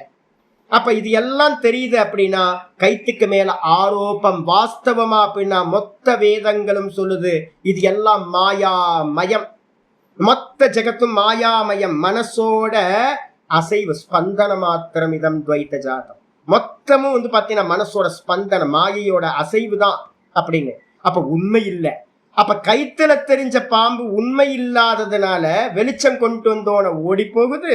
அதே மாதிரி ஒரு பிரகாசம் வந்துச்சுன்னா நான் எனக்கு தெரிஞ்சது அப்படின்னா கேவலமா நான் தெரிஞ்சுட்டேன் அப்படின்னா இந்த ஜீவ ஜெகத் இல்லாமல் போய்விடும். அப்ப ஞானத்தோட பர்பஸ் என்ன அப்படின்னா துவைத்த நிவர்த்தி மட்டும்தான் இந்த ஞானத்தோட பிரயோஜனம். வெளிச்ச பிரகாசத்தோட பிரயோஜனம் என்னது? இருட்ட போக்குறதோட அதிஷ்டானம் தெரிஞ்சது, புதுசா வேற காரியம் பண்ண வேண்டியதில்லை. ஆச்சாரியர் அடுத்தது சொல்ற, அறியறதுக்கு அந்நியமா ஏதாவது கர்மம் தேவையா சுவாமி அப்படின்னு கேட்டீங்கன்னா, நம்ம நேத்தே பாடத்துல பிரம்மசூத்திரத்தை வச்சு நான் 2 கொட்டேஷன் உங்களுக்கு கொடுத்துருக்கேன். நல்லா தெரிஞ்சுங்க. பகிரங்க சாதனம் விவேக வைராகியத்துக்கு சாதனம் எது? கர்மயோகம். அப்ப கர்மயோகத்தோட பர்பஸ் நல்லா புரிஞ்சுக்கணும். நிறைய பேர் வந்து பாத்தீங்கன்னா ராமகிருஷ்ண தப்போவனத்துலலாம் வந்து பாத்தீங்கன்னா ஒரு சுவாமி வந்தார். நாங்கள் வந்து பார்த்தீங்கன்னா ஒரு ஹெட்டாக இருந்தார், அவர் பேர் இறந்து போயிட்டோம், நித்யானந்தான்னு ஒரு சுவாமி வந்து பார்த்தீங்கன்னா ராமகிருஷ்ண தப்போவனத்துலேருந்து வந்தார். நாங்கள் வந்து பார்த்தீங்கன்னா அவங்க ரொம்ப வயசுல ரொம்ப மூத்தவங்க, ரொம்ப பெரிய, நம்மலாம் வந்து பார்த்தீங்கன்னா சின்ன பசங்க. சுவாமி கர்மயோகம் எவ்வளோ காலம் சுவாமி பண்ணணும் அப்படின்னு கேட்டீங்கன்னா, கர்மயோகம் எவ்வளோ காலம் பண்ணணும், லைஃப் லாங் பண்ணிக்கிட்டே இருக்கணும். நீங்கள் எப்போ சுவாமி ஆரம்பிச்சிங்க? நான் 20 வயசுல வந்து பார்த்தீங்கன்னா வந்தேன், 20 வயசுல கர்மயோகம் பண்ண ஆரம்பிச்சேன். இப்போ உங்கள் வயசு என்ன சுவாமி? 75 76 வயசுல நான் அவரை பார்க்குறேன். அப்ப 50 55 வருஷத்துக்கு மேல வந்து பாத்தீங்கன்னா கர்மயோகம். அப்ப நான் தான் கேட்டேன், அப்ப எப்ப சுவாமி உபாசனை பண்ணுவீங்க? அதுக்கப்புறம் எப்ப சுவாமி வந்து பாத்தீங்கன்னா ஞானத்துக்கு போவீங்க? அதுக்கப்புறம் சிரவணம் எப்ப பண்ணுவீங்க? மனனம் எப்ப பண்ணுவீங்க? நிதித்தியாசனம் எப்ப பண்ணுவீங்க அப்படின்னு கேட்டா அவர் இப்படி திருன்னு முடிக்கிறார். லைஃப் லாங் கர்மயோகம் பண்ணிக்கிட்டு இருந்தாவே மோட்சம் கிடைக்கும்னு நிறைய பேர் நினைச்சுக்கிட்டு இருக்காங்க. இல்ல, அது வந்து பாத்தீங்கன்னா பகிரங்க சாதனம். நல்லா சொல்பம் அப்பியசிய நல்ல கர்மயோகத்தை நீங்க அனுஷ்டானம் பண்ணீங்கன்னா என்ன ஆயிடும் அப்படின்னு கேட்டீங்கன்னா, கொஞ்சம் பண்ணினாவே வந்து பாத்தீங்கன்னா உங்களுக்கு சித்தம் வந்து பாத்தீங்கன்னா தெளிவாயிடும். தெளிவாச்சு அப்படின்னா நித்திய அனித்திய விவேகம் வந்துடும். நித்திய அனித்திய விவேகம் வந்துடுச்சு அப்படின்னா வைராக்கியமும் கூடவே வந்துடும். இப்ப நமக்கு விவேகம் இல்லாததுனாலதான் வைராக்கியம் வரமாட்டேங்குது. நித்திய அனித்திய விவேகமும் வைராக்கியம் வரதும் கர்மயோகம் பண்றவனுக்கு மட்டும்தான் சித்திக்கும். இது பகிரங்க சாதனம். அப்ப பகிரங்க சாதனத்துல கர்மா இருக்கா? ஆமா, கர்மா இருக்கு. அதுக்கப்புறம் அந்த கர்மத்தினால வந்து பாத்தீங்கன்னா மனசு வந்து பாத்தீங்கன்னா சமத்துவத்தை அடைஞ்சிடும். கர்மயோகத்தோட பலன் சமத்துவத்தை அடைஞ்சிடும். அங்க இருந்து நீங்க என்ன பண்ணுவீங்க? உபாசனை ஆரம்பிப்பீங்க. மனசு குவைட்டா ஆனதுக்கு பிறகு, சமநிலை அடைஞ்ச பிறகுதான் உபாசனா ஸ்டார்ட் ஆகுது. சமம் தமம் உபரதி திதிக்ஷா ஸ்ரத்தா சமாதானம், சமாதி ஷட்க சம்பத்தின்னு சொல்றோம். இந்த 6 வந்து பாத்தீங்கன்னா எதனால் அடையப்படுது அப்படின்னு கேட்டீங்கன்னா உபாசனையினால அடையப்படுது. அதுவும் மானச கர்மம் ஆயிடுச்சா? அப்ப கர்மம் வந்து பாத்தீங்கன்னா என்ன பண்ணுது அப்படின்னா, முதல்ல வந்து பாத்தீங்க அப்படின்னா உங்களை ப்ரிப்பேர் பண்றது தான். சமத்துவத்தை கொண்டு வர்றது, மனசை குவைட் பண்றது. அதுக்கப்புறம் இந்த சமாதி ஷட்க சம்பத்தியை கொடுக்குற உபாசனம் வந்து பாத்தீங்கன்னா சித்தத்தை ஏகாகிரம் பண்ணி பின் பாயிண்டா கொண்டு வந்து நிப்பாட்டி, இதுக்கப்புறம் வந்து பாத்தீங்கன்னா சிரவண மனன நிதித்தியாசனம் கிளியரா ஞான அபியாசம் போயிடும். அப்போ வந்து பாத்தீங்கன்னா இப்ப நம்ம பண்றது எல்லா கர்மங்களும் என்ன அப்படின்னு கேட்டீங்கன்னா அறியறதுக்கு முன்னாடி கர்மா அபேட்சிதம். நல்லா புரிஞ்சுங்க. ஞானம் உண்டாகிறதுக்கு கர்மா தேவை, ஞானம் உண்டான பிறகு கர்மா தேவையில்லை. நீங்க வந்து பாத்தீங்கன்னா லைட்டு பாம்பை பாக்குறீங்க, கைத்துக்கு மேல பாம்பு பாம்பு பாம்புன்னு கத்துறீங்க. அதுக்கப்புறம் வந்து பாத்தீங்கன்னா என்னெல்லாம் பிரவருத்தி பண்றீங்க? பாம்பை அடிக்கிறதுக்கு குச்சியை தேடுறீங்க. அப்புறம் ஹெல்ப்புக்கு 4 பேரை கூப்பிடுறீங்க. அதுக்கப்புறம் வந்து பாத்தீங்கன்னா எங்கப்பா இருக்கு டார்ச் லைட், எங்க இருக்கு பாரு, இல்ல சுவிட்ச் இருக்கா, லைட் இருக்கா இந்த பக்கம், இல்லைன்னா லைட்டை டார்ச் லைட்டை கொண்டு வா அப்படின்னு வந்து பாத்தீங்கன்னா போய் டார்ச் லைட் எல்லாம் கொண்டு வரீங்க. இதெல்லாம் கர்மம் தானே உங்களுக்கு. எப்ப வந்து பாத்தீங்கன்னா இந்த கர்மம்லாம் பண்ணி அந்த டார்ச் அடிச்ச மாத்திரத்துல அந்த பாம்பு என்ன போயிடுது? ஓடி போடுது. லைட்டு கயிறு தெரிஞ்சிருது, இதாயிடுது. அப்போ கயிறு தெரியறதுக்கு நீங்க என்ன பண்ணிருக்கீங்க?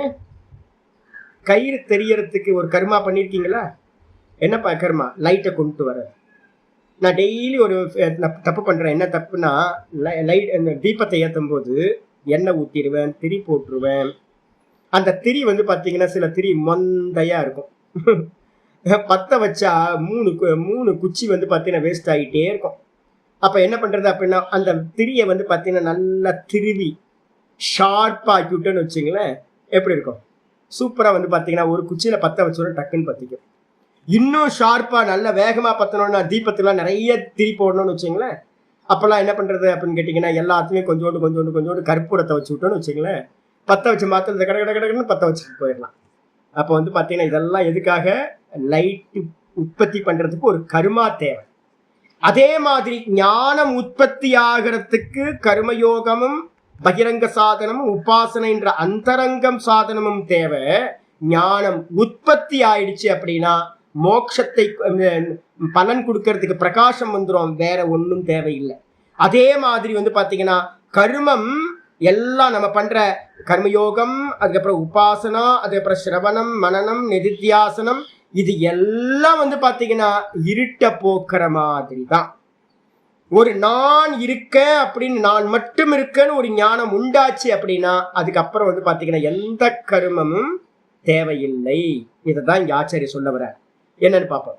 திருஷ்டார்த்தானாம்ச, நம்ம வந்து பிரத்யக்ஷமா ஒன்ன பாக்குறோம் இந்த உலகத்துல.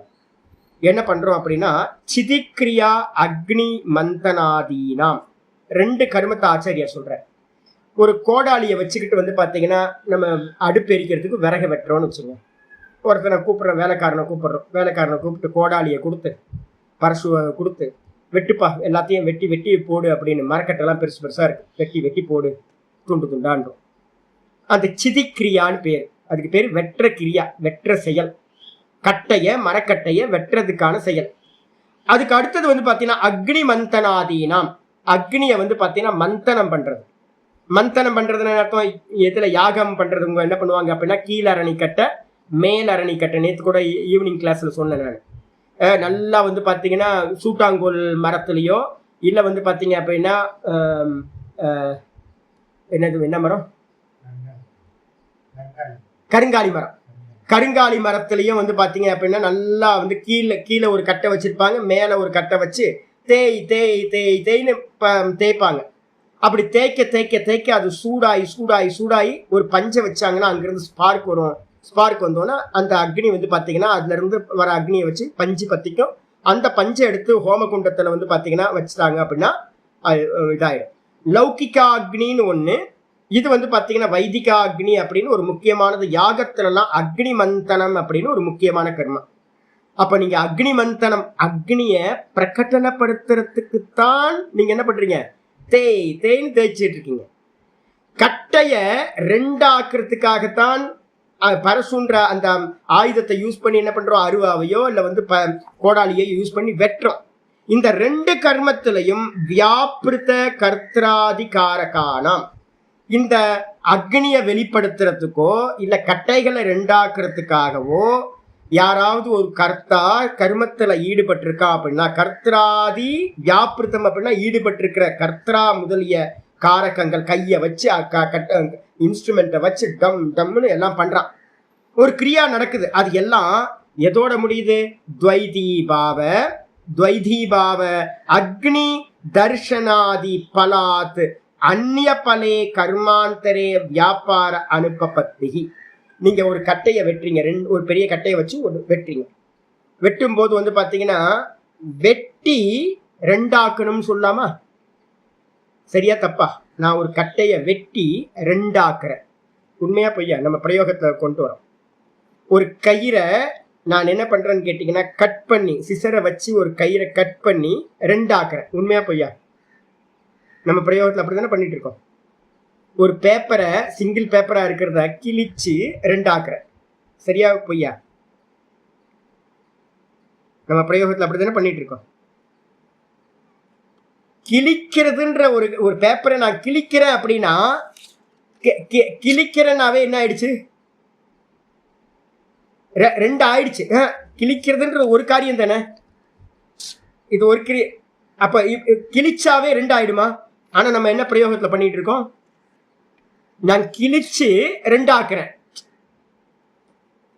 கிழிக்கிறதுன்றது ஒரு காரியம், ரெண்டாக்குறதுன்றது ஒரு காரியம்னு நம்ம ரெண்டா சொல்றோம். நம்ம அப்படி நம்ம உண்டு பண்றோமா? மந்தனம் பண்றோம், அரணிக்கட்டையை வச்சு தேய்க்கிறோம்.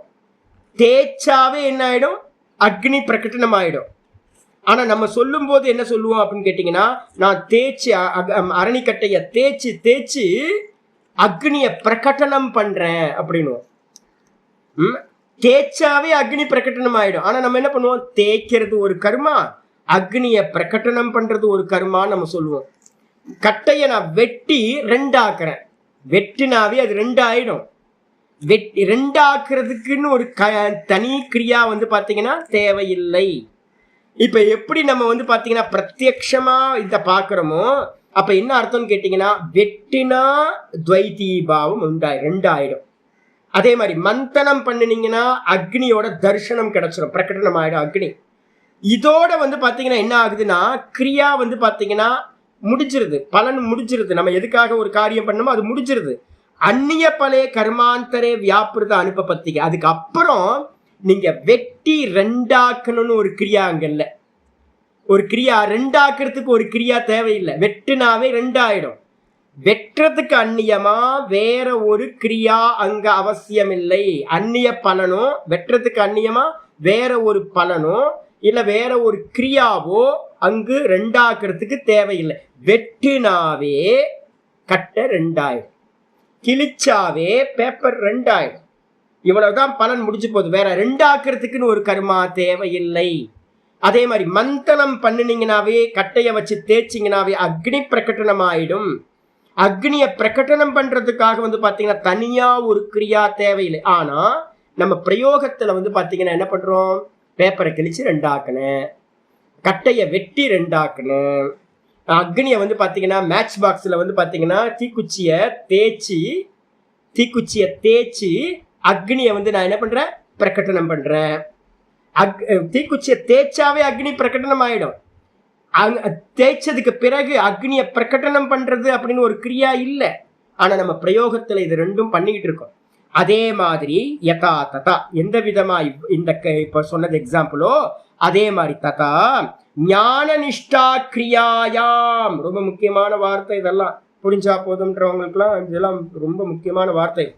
ஞான நிஷ்டான்றது ஒரு கிரியாவா இல்லையா?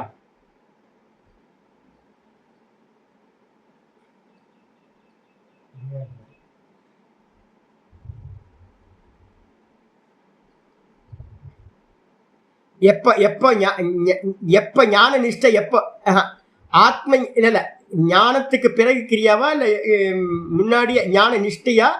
நான் சொல்லி கொடுக்கும் போதே சொல்லி கொடுத்துருக்கேன். முதல்ல கர்மம், கர்மயோகம், அதுக்கப்புறம் சிரவணம், மனநம், நிதித்தியாசனம். நிதித்தியாசனம் தான் ஞான நிஷ்டா.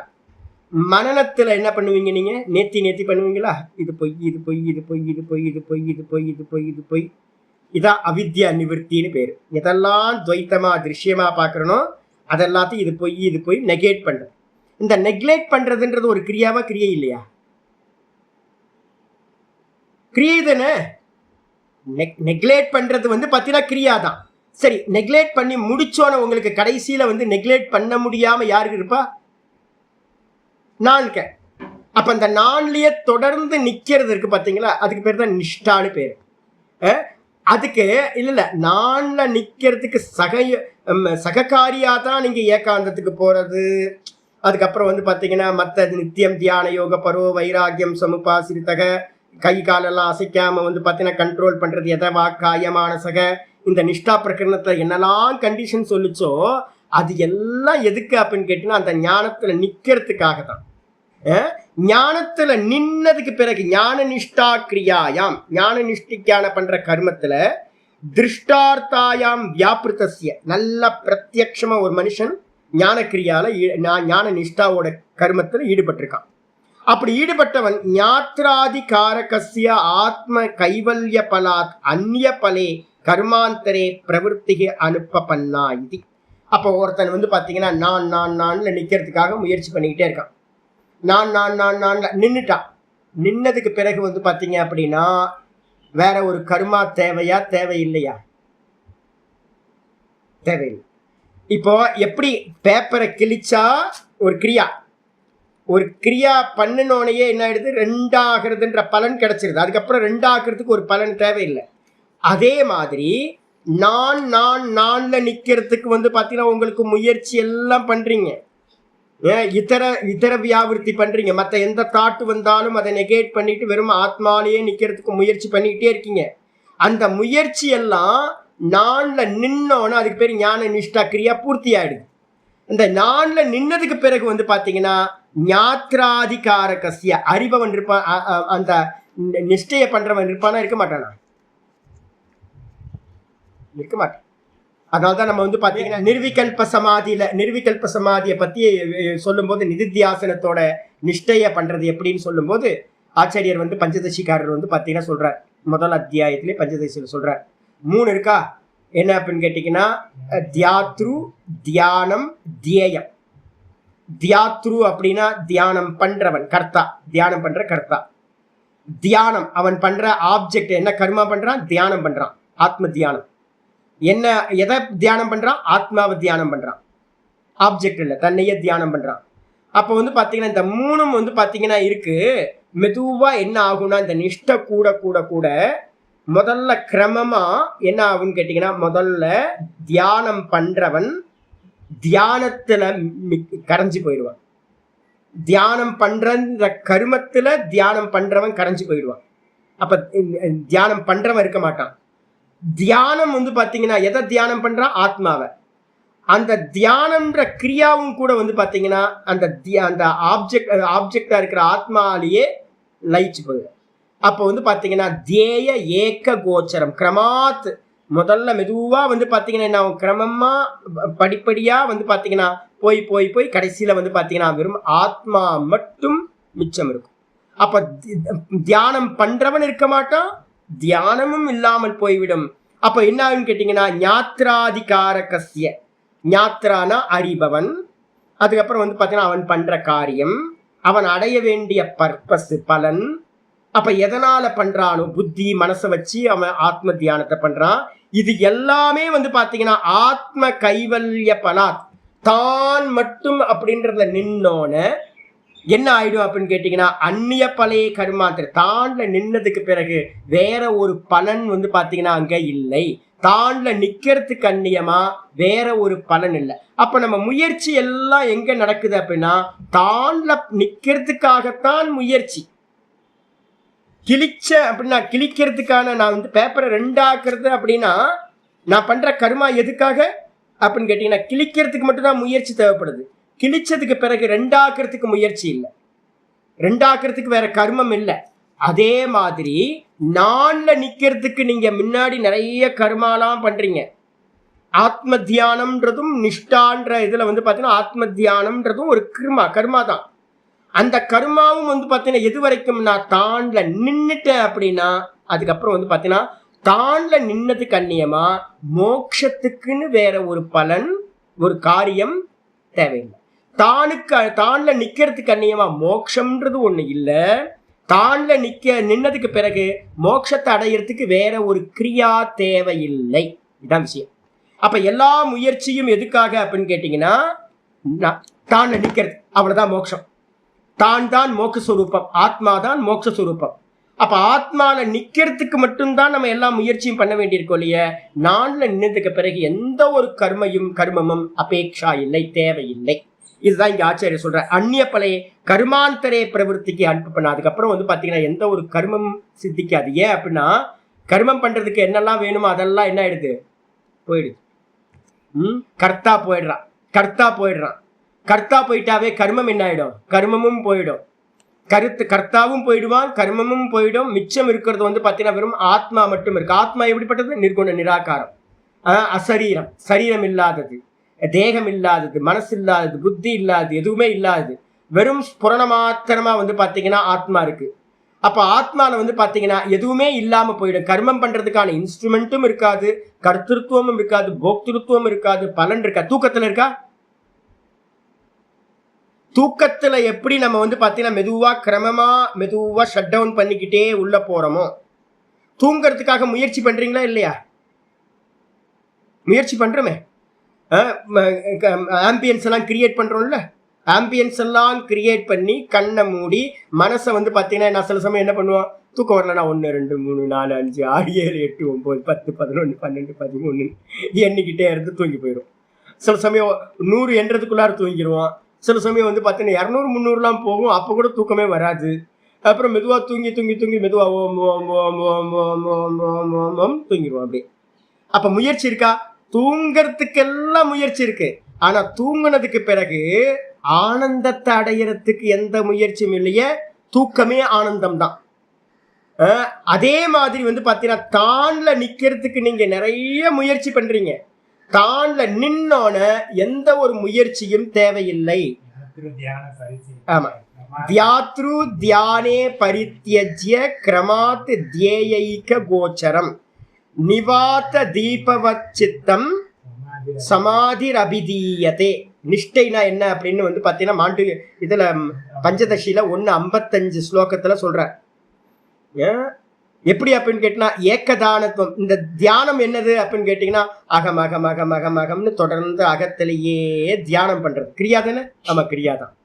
வேற எந்த தாட்டும் வரும்போது நம்ம என்ன பண்றோம், இது பொய்ன்னு அதெல்லாம் நீக்கிட்டு தியானத்துல ஒரு முயற்சி இருக்கு. நிதித்தியாசனம்ன்றது ஒரு சாதனம். நிதித்தியாசனம்ன்ற ஆத்மனிஷ்டை ஒரு சாதனம். அதுலயும் வந்து பாத்தீங்கன்னா ஒரு முயற்சி இருக்கு. அந்த முயற்சி எல்லாம் என்ன பண்ணுது, மெதுவா இம்ப்ரூவ் ஆகும்போது தியாத்ருன்ற தியானம் பண்றவன் தியானத்துல வந்து பாத்தீங்கன்னா கலந்து போயிடுவான். தியானம் பண்றவன் அப்படின்னு ஒரு ஆள் இல்லாம தியானம் மட்டும் மிச்சம் இருக்கும். தியானமும் என்ன ஆயிடும், ஒரு காலத்துல என்ன ஆயிடும் கேட்டீங்கன்னா அந்த தியானம் பண்ற வஸ்துவா இருக்கிற ஆத்மாலேயே லயமாயிட்டு தேய ஏக கோச்சரம், வெறும் தேய வஸ்துவா ஆத்மா மட்டும் இருந்துச்சு அப்படின்னா அதுக்கு பேர் வந்து பாத்தீங்கன்னா நிவாத்த தீபவத் சித்தம். கீதால சொல்லிருக்க மாதிரி காற்றில்லாத இடத்தில் வைக்கப்பட்ட பிரகாசம் மாதிரி வெறும் ஸ்புரண மாத்திரமா இருக்கிறது எதுவோ அதுதான் வந்து பாத்தீங்கன்னா நிதித்தியாசனத்தோட பலன் சமாதின்னு பேர்.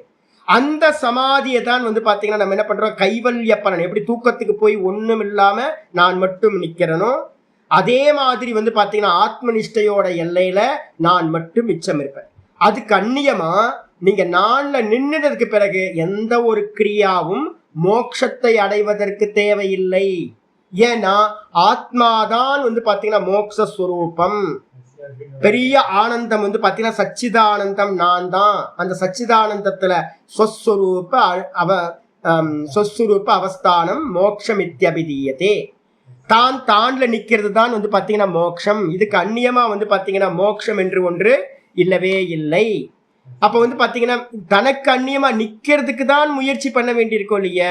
தான்ல நின்னதுக்கு பிறகு எந்த ஒரு கர்மமும் தேவையில்லை. இதான் வந்து பாத்தீங்கன்னா விஷயம். தஸ்யாபி நிரோதக. ஆமா, இதெல்லாம் யோக சூத்திரத்துல எல்லாம் இருக்கு. என்னன்னு கேட்டீங்கன்னா இந்த நான் வேற இது வேற நான் வேற இது வேறன்னு ஒரு விருத்தியை கொண்டு போவோம்.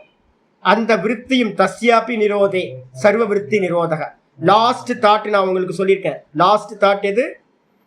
நான் வேற இது வேற நான் வேற இது வேற அந்நியதா கியாத்தின்னு பேர். அப்ப நான் வேற இது வேற நான் வேற இது வேற நான் வேற இது வேறன்னு சொல்லி சொல்லி சொல்லி சொல்லி அதுலயும் வைராக்கியம் வந்துச்சுன்னா பரவைராக்கியம்.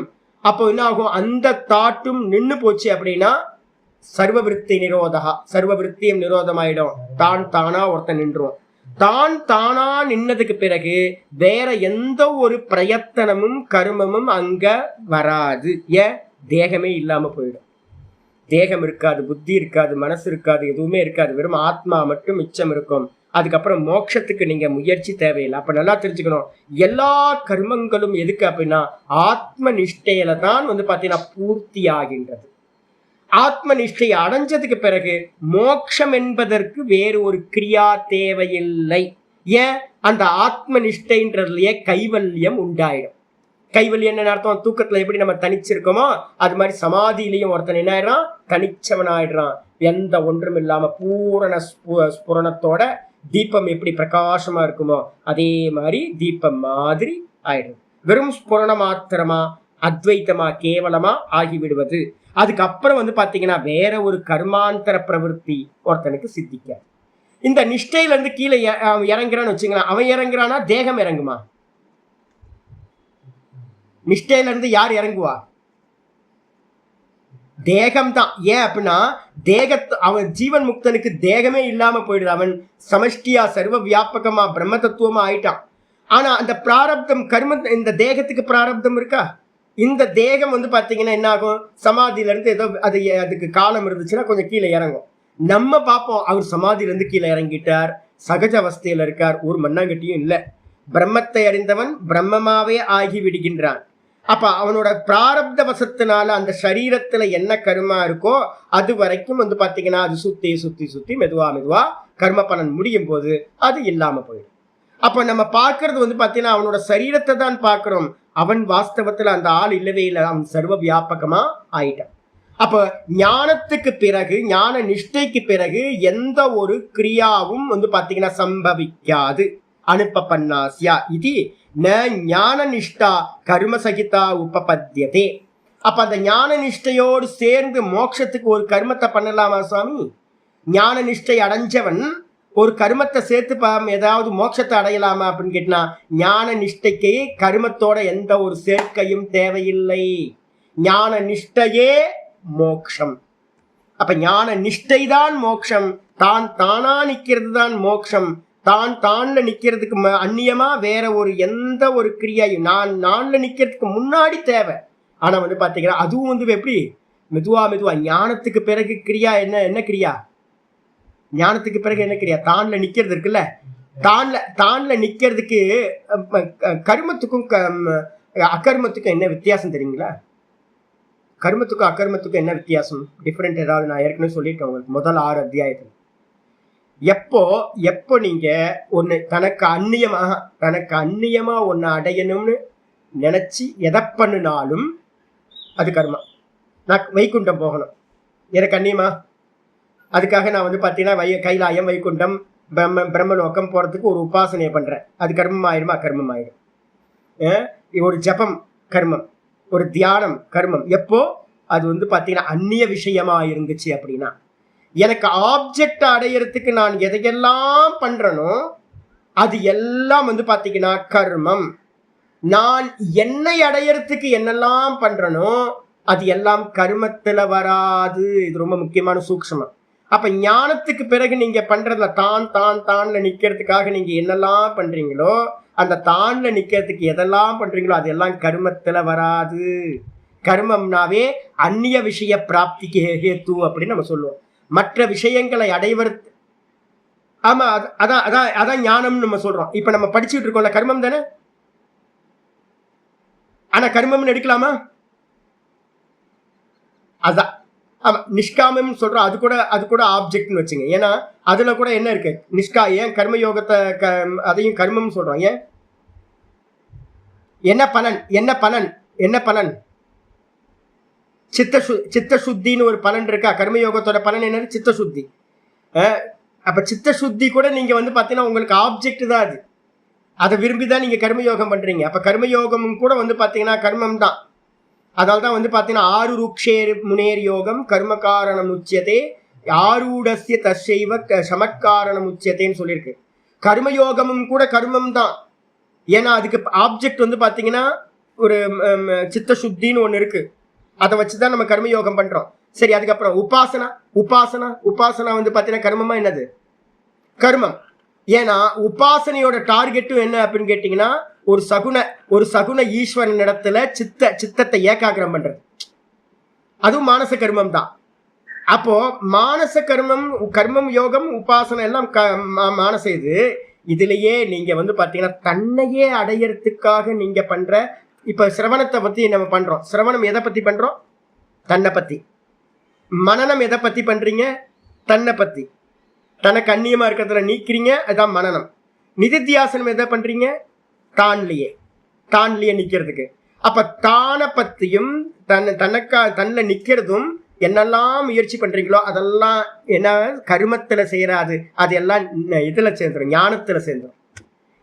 ஆமா, நீங்க இதை வச்சு இப்ப நான் சொல்றேன். இப்ப நான் பாடம் படிக்கிறத பாத்தீங்கன்னா ஒரு ஆசிரமம் கட்டணும் அப்படின்னு பிளான் பண்ணி, இல்ல ஒரு ப்ரோக்ராம் பண்ணி அதுல இருந்து ஒரு பணத்தை எடுத்து ஒரு ஆசிரமம் கட்டுறேன்னு நான் ஒரு ப்ரோக்ராம் பண்றேன். எல்லாத்தையும் கூப்பிடுறேன். நான் பாத்தீங்கன்னா ஒரு ஒரு ப்ரோக்ராம், ஒரு ஹால் எடுத்து ஒரு 10 நாள் ப்ரோக்ராம் அப்படின்னு வைக்கிறேன். எனக்கு என்னன்னு கேட்டீங்கன்னா, எப்படியாவது ஒரு 300-400 பேர் வந்தாங்க அப்படின்னா எல்லாத்துக்கும் ஒரு 10,000 ரூபாய் 20,000 ரூபாய் ஒரு அமௌண்ட் போட்டு ஒரு ப்ரோக்ராம் முடிச்சோடனே பாத்தீங்கன்னா ஒரு 10 லட்சம் ரூபாய் தேரிச்சு அப்படின்னா ஒரு இடத்த வாங்கி கட்டலாம். நான் படிக்கிறது வேதாந்தம்னு வச்சுங்களேன். அந்த ப்ரோக்ராம்ல இருக்கிறது வேதாந்தம். இப்ப அது கர்மமா, அது ஞானமா? சிம்பிள். இதான் லாஜிக். அப்ப நீங்க இப்ப ஒரே ஒரு லாஜிக் மட்டும் வச்சுங்க. நான் பாத்தீங்கன்னா பிரம்மசூத்திரத்தையே பாத்தீங்கன்னா ஒரு ப்ரோக்ராம் போட்டு எடுத்து அதுக்கு லட்சியம் என்னோட பேருக்காகவோ இல்ல வேற பணத்துக்காகவோ இல்ல வேற எதுக்காவது எடுத்தேன் அப்படின்னா அதுவும் என்ன ஆயிடும்? புண்ணிய கர்மாவாயிடும். அதே பாத்தீங்கன்னா நான் உட்கார்ந்து என்னையே அடையறதுக்காக நான் சிரவணத்தையும், என்னையே அடையறதுக்காக மனனத்தையும், என்னையே அடையறதுக்காக நிதித்தியாசனத்தையும் பண்றேன் அப்படின்னா அது ஞானம்னு வந்துருது. அதாவது நம்ம சிரவண மனன நிதித்தியாசனத்தை ஞானம்னு சொல்றோம். கர்மயோக உபாசனைகள் என்ன பண்றோம்? கர்மம்னு சொல்றோம். அப்போ நிதித்தியாசனத்துல இருக்கிறவன் பாத்தீங்கன்னா என்ன பண்ணுவான் அப்படின்னு கேட்டீங்கன்னா தான்ல நிக்கிறதுக்கான முயற்சி பண்ணுவான். அது கர்மம் இல்லை. தான்ல நின்னதுக்கு பிறகு மோட்சத்துக்குன்னு வேற ஒரு காரியம் இல்லை. ஏன்னா மோட்சம் அதுக்கு அந்நியமா இல்லை. அதனால வேற கர்மம் பொருந்தாது. இது ஞான நிஷ்டா கர்ம சகிதா ந உபபத்தியதே. ஞான நிஷ்டான்றது ஞான நிஷ்டைக்கு அப்புறம் எந்த ஒரு கர்மத்தோட சேர்ந்தும் மோட்சம் தேவைப்படாது. மோட்சம் அடைவதற்கு சொல்லியாச்சு. இதுக்கப்புறம் ஆச்சாரியார் இன்னொன்று சொல்றார். 80 நிமிஷம் ஆயிடுச்சா? போதுமே, ஆரம்பிச்சா முடிக்க முடியாது. ஐயோ, இன்னைக்கு ரொம்ப தூரம் போகலான்னு பார்த்தா அதுக்குள்ளார முடிஞ்சு போச்சு. இல்லை, இதோட ஆரம்பிச்சோன்னா முடிக்கிறதுக்கு இந்த 10 நிமிஷம் ஆயிடும். அது அடுத்த பேராகிராஃப் நாளைக்கே பார்த்துக்கலாம். மெதுவாக புரிஞ்சுக்கிட்டே வாங்க. ஓம் பூர்ணமத பூர்ணமிதம் பூர்ணாத் பூர்ணமுதச்யதே பூர்ணஸ்ய பூர்ணமாதாய பூர்ணமேவாவசிஷ்யதே. ஓம் சாந்தி சாந்தி சாந்தி. ஹரி ஓம் ஸ்ரீ குருப்யோ நமः. ஹரி ஓம். ஓம் ஸ்ரீ கிருஷ்ணாய பரமாத்மனே நமः. ஸ்ரீ கிருஷ்ண கிருஷ்ண கிருஷ்ண காயேன வாச்சா மனசேந்திரியைர்வா புத்தியாத்மனா வா பிரகிருதிர் ஸ்வபாவாத் கரோமி யத்யத் சகலம் பரஸ்மை நாராயணாயேதி சமர்ப்பயாமி. ஓம் தத்சத். இது பரபிரம்மார்ப்பணமஸ்து. நாராயண நாராயண நாராயண நாராயண. நிதித்தியாசனத்துல வந்து பாத்தீங்கன்னா எங்கெங்கெல்லாம் விதி வருதோ அங்கெல்லாம் கர்மா இருக்குன்னு அர்த்தம். ஒரு ஆக்ஷன் இருக்குன்னு அர்த்தம். கர்மா இல்ல, ஒரு ஆக்ஷன் இருக்காங்க. என்ன அப்படின்னா ஷனை ஷனை இருப்பரமே புத்தியா திருதி கிரகீதையா. பிரியா இருக்கா? ஷனை ஷனை ருப்பரமே புத்தியா திருதி கிரகீதையா. மெதுவா மெதுவா மெதுவா மனசை வந்து புத்தியினால, விவேக புத்தியினால இது பொய் இது பொய் இது பொய்ன்னு நிரோதம் பண்ணு. ஆத்ம சம்ஸ்தம் மனக்கிருத்வா, இந்த மனசை ஆத்மால நிப்பாட்டிட்டு நான் கிஞ்சிதப்பி சிந்தனை. அங்கேயும் வேற சிந்தனை பண்ணாம இருக்கிறதுக்குன்னு ஒரு முயற்சி நடக்குமா? ஆமா. எப்போ நிஷ்டை, அதுதான் ஆத்ம சம்ஸ்தம் மனக்கிருத்வா நான் கிஞ்சிதப்பி சிந்தையை எடுத்தோன்னே 100% நிற்க முடியாது. கொஞ்ச நேரம் நிற்போம், திரும்ப கீழே இறங்கும், திரும்ப நிற்போம், திரும்ப கீழே இறங்கும். அதனால தான் நம்ம சொல்லுவோம் அதுக்கு பேர் வந்து பார்த்தீங்கன்னா என்ன, இது நிரோத பரிணாமம். நிரோத பரிணாமத்துக்கு போவோம். என்ன ஆகும்னு கேட்டீங்கன்னா நிரோதத்துக்கு போவோம், கொஞ்ச நேரம் நிற்போம், கீழே இறங்கும். கீழே இறங்கும் போது அது வேற நான் வேற, இது வேற நான் வேற அப்படின்னு பண்ணுவோம். திரும்ப மேலே ஏறுவோம், திரும்ப கீழே இறங்குவோம். இது ரெண்டும் தொடர்ந்து நடந்து நடந்து நடந்து 24/7 நிரோதம் ஆயிடுச்சுன்னு வச்சுங்களேன். ஆத்ம நிஷ்டை அடைஞ்சாச்சுன்னு அர்த்தம். அப்போ ஆத்ம நிஷ்டையை பிராப்தி பண்றதுக்கு முந்தின க்ஷணம் வரைக்கும் உங்களுக்கு வந்து பாத்தீங்கன்னா காரியம் இருக்கு. ஆனா காரியத்திலையும் கர்மயோகத்துல ஒரு காரியம் ஸ்தூலம், உபாசனையில வந்து பாத்தீங்கன்னா மானசம் சூக்ஷ்மம், அதுக்கப்புறம் வந்து பாத்தீங்கன்னா நிதித்தியாசனத்துல புத்தி வந்துடுது. மனநத்துக்கு மேலேயே புத்தி காரியம் மட்டும்தான். புத்தியை கண்ட்ரோல் பண்ணிக்கிட்டு என்ன பண்றீங்கன்னு கேட்டீங்கன்னா நேத்தி நேத்தி நேத்தி நேத்தி பண்ணிக்கிட்டே போய் புத்தியையும் வந்து பாத்தீங்கன்னா ஆத்மாலேயே நிப்பாட்டுறீங்க, அவ்வளவுதான். அப்ப ஸ்தூலம் சூக்ஷ்மம் காரணத்துக்கு போயிடுறது மெதுவா. அப்ப நீங்க மெதுவா மெதுவா கர்மத்தை, ஸ்தூல கர்மத்தை விட்டு சூக்ஷ்ம கர்மா, சூக்ஷ்ம கர்மத்தை விட்டுட்டு வந்து பாத்தீங்கன்னா நேத்தி நேத்தி அந்நியதாக்கியாத்தி, அந்நியதாக்கியாத்தியை விட்டுட்டு சொரூப பிரதிஷ்டை. அப்ப சொரூபத்துல பிரதிஷ்டை ஆனதுக்கு பிறகு வேற எந்த காரியமும் தேவையில்லை. ததா திருஷ்டிக்கு சொரூப்பே அவஸ்தானம், முடிஞ்சு போச்சு. இதுதான் கைவல்யம். அதுக்கப்புறம் அந்த துவைத்தமே அங்க இருக்காது. துவைத்தம்ன்றது ஒண்ணு இல்லவே இல்லை. இதான் விஷயம். பாப்போம். ஹரி ஓம் ஹரி ஓம்.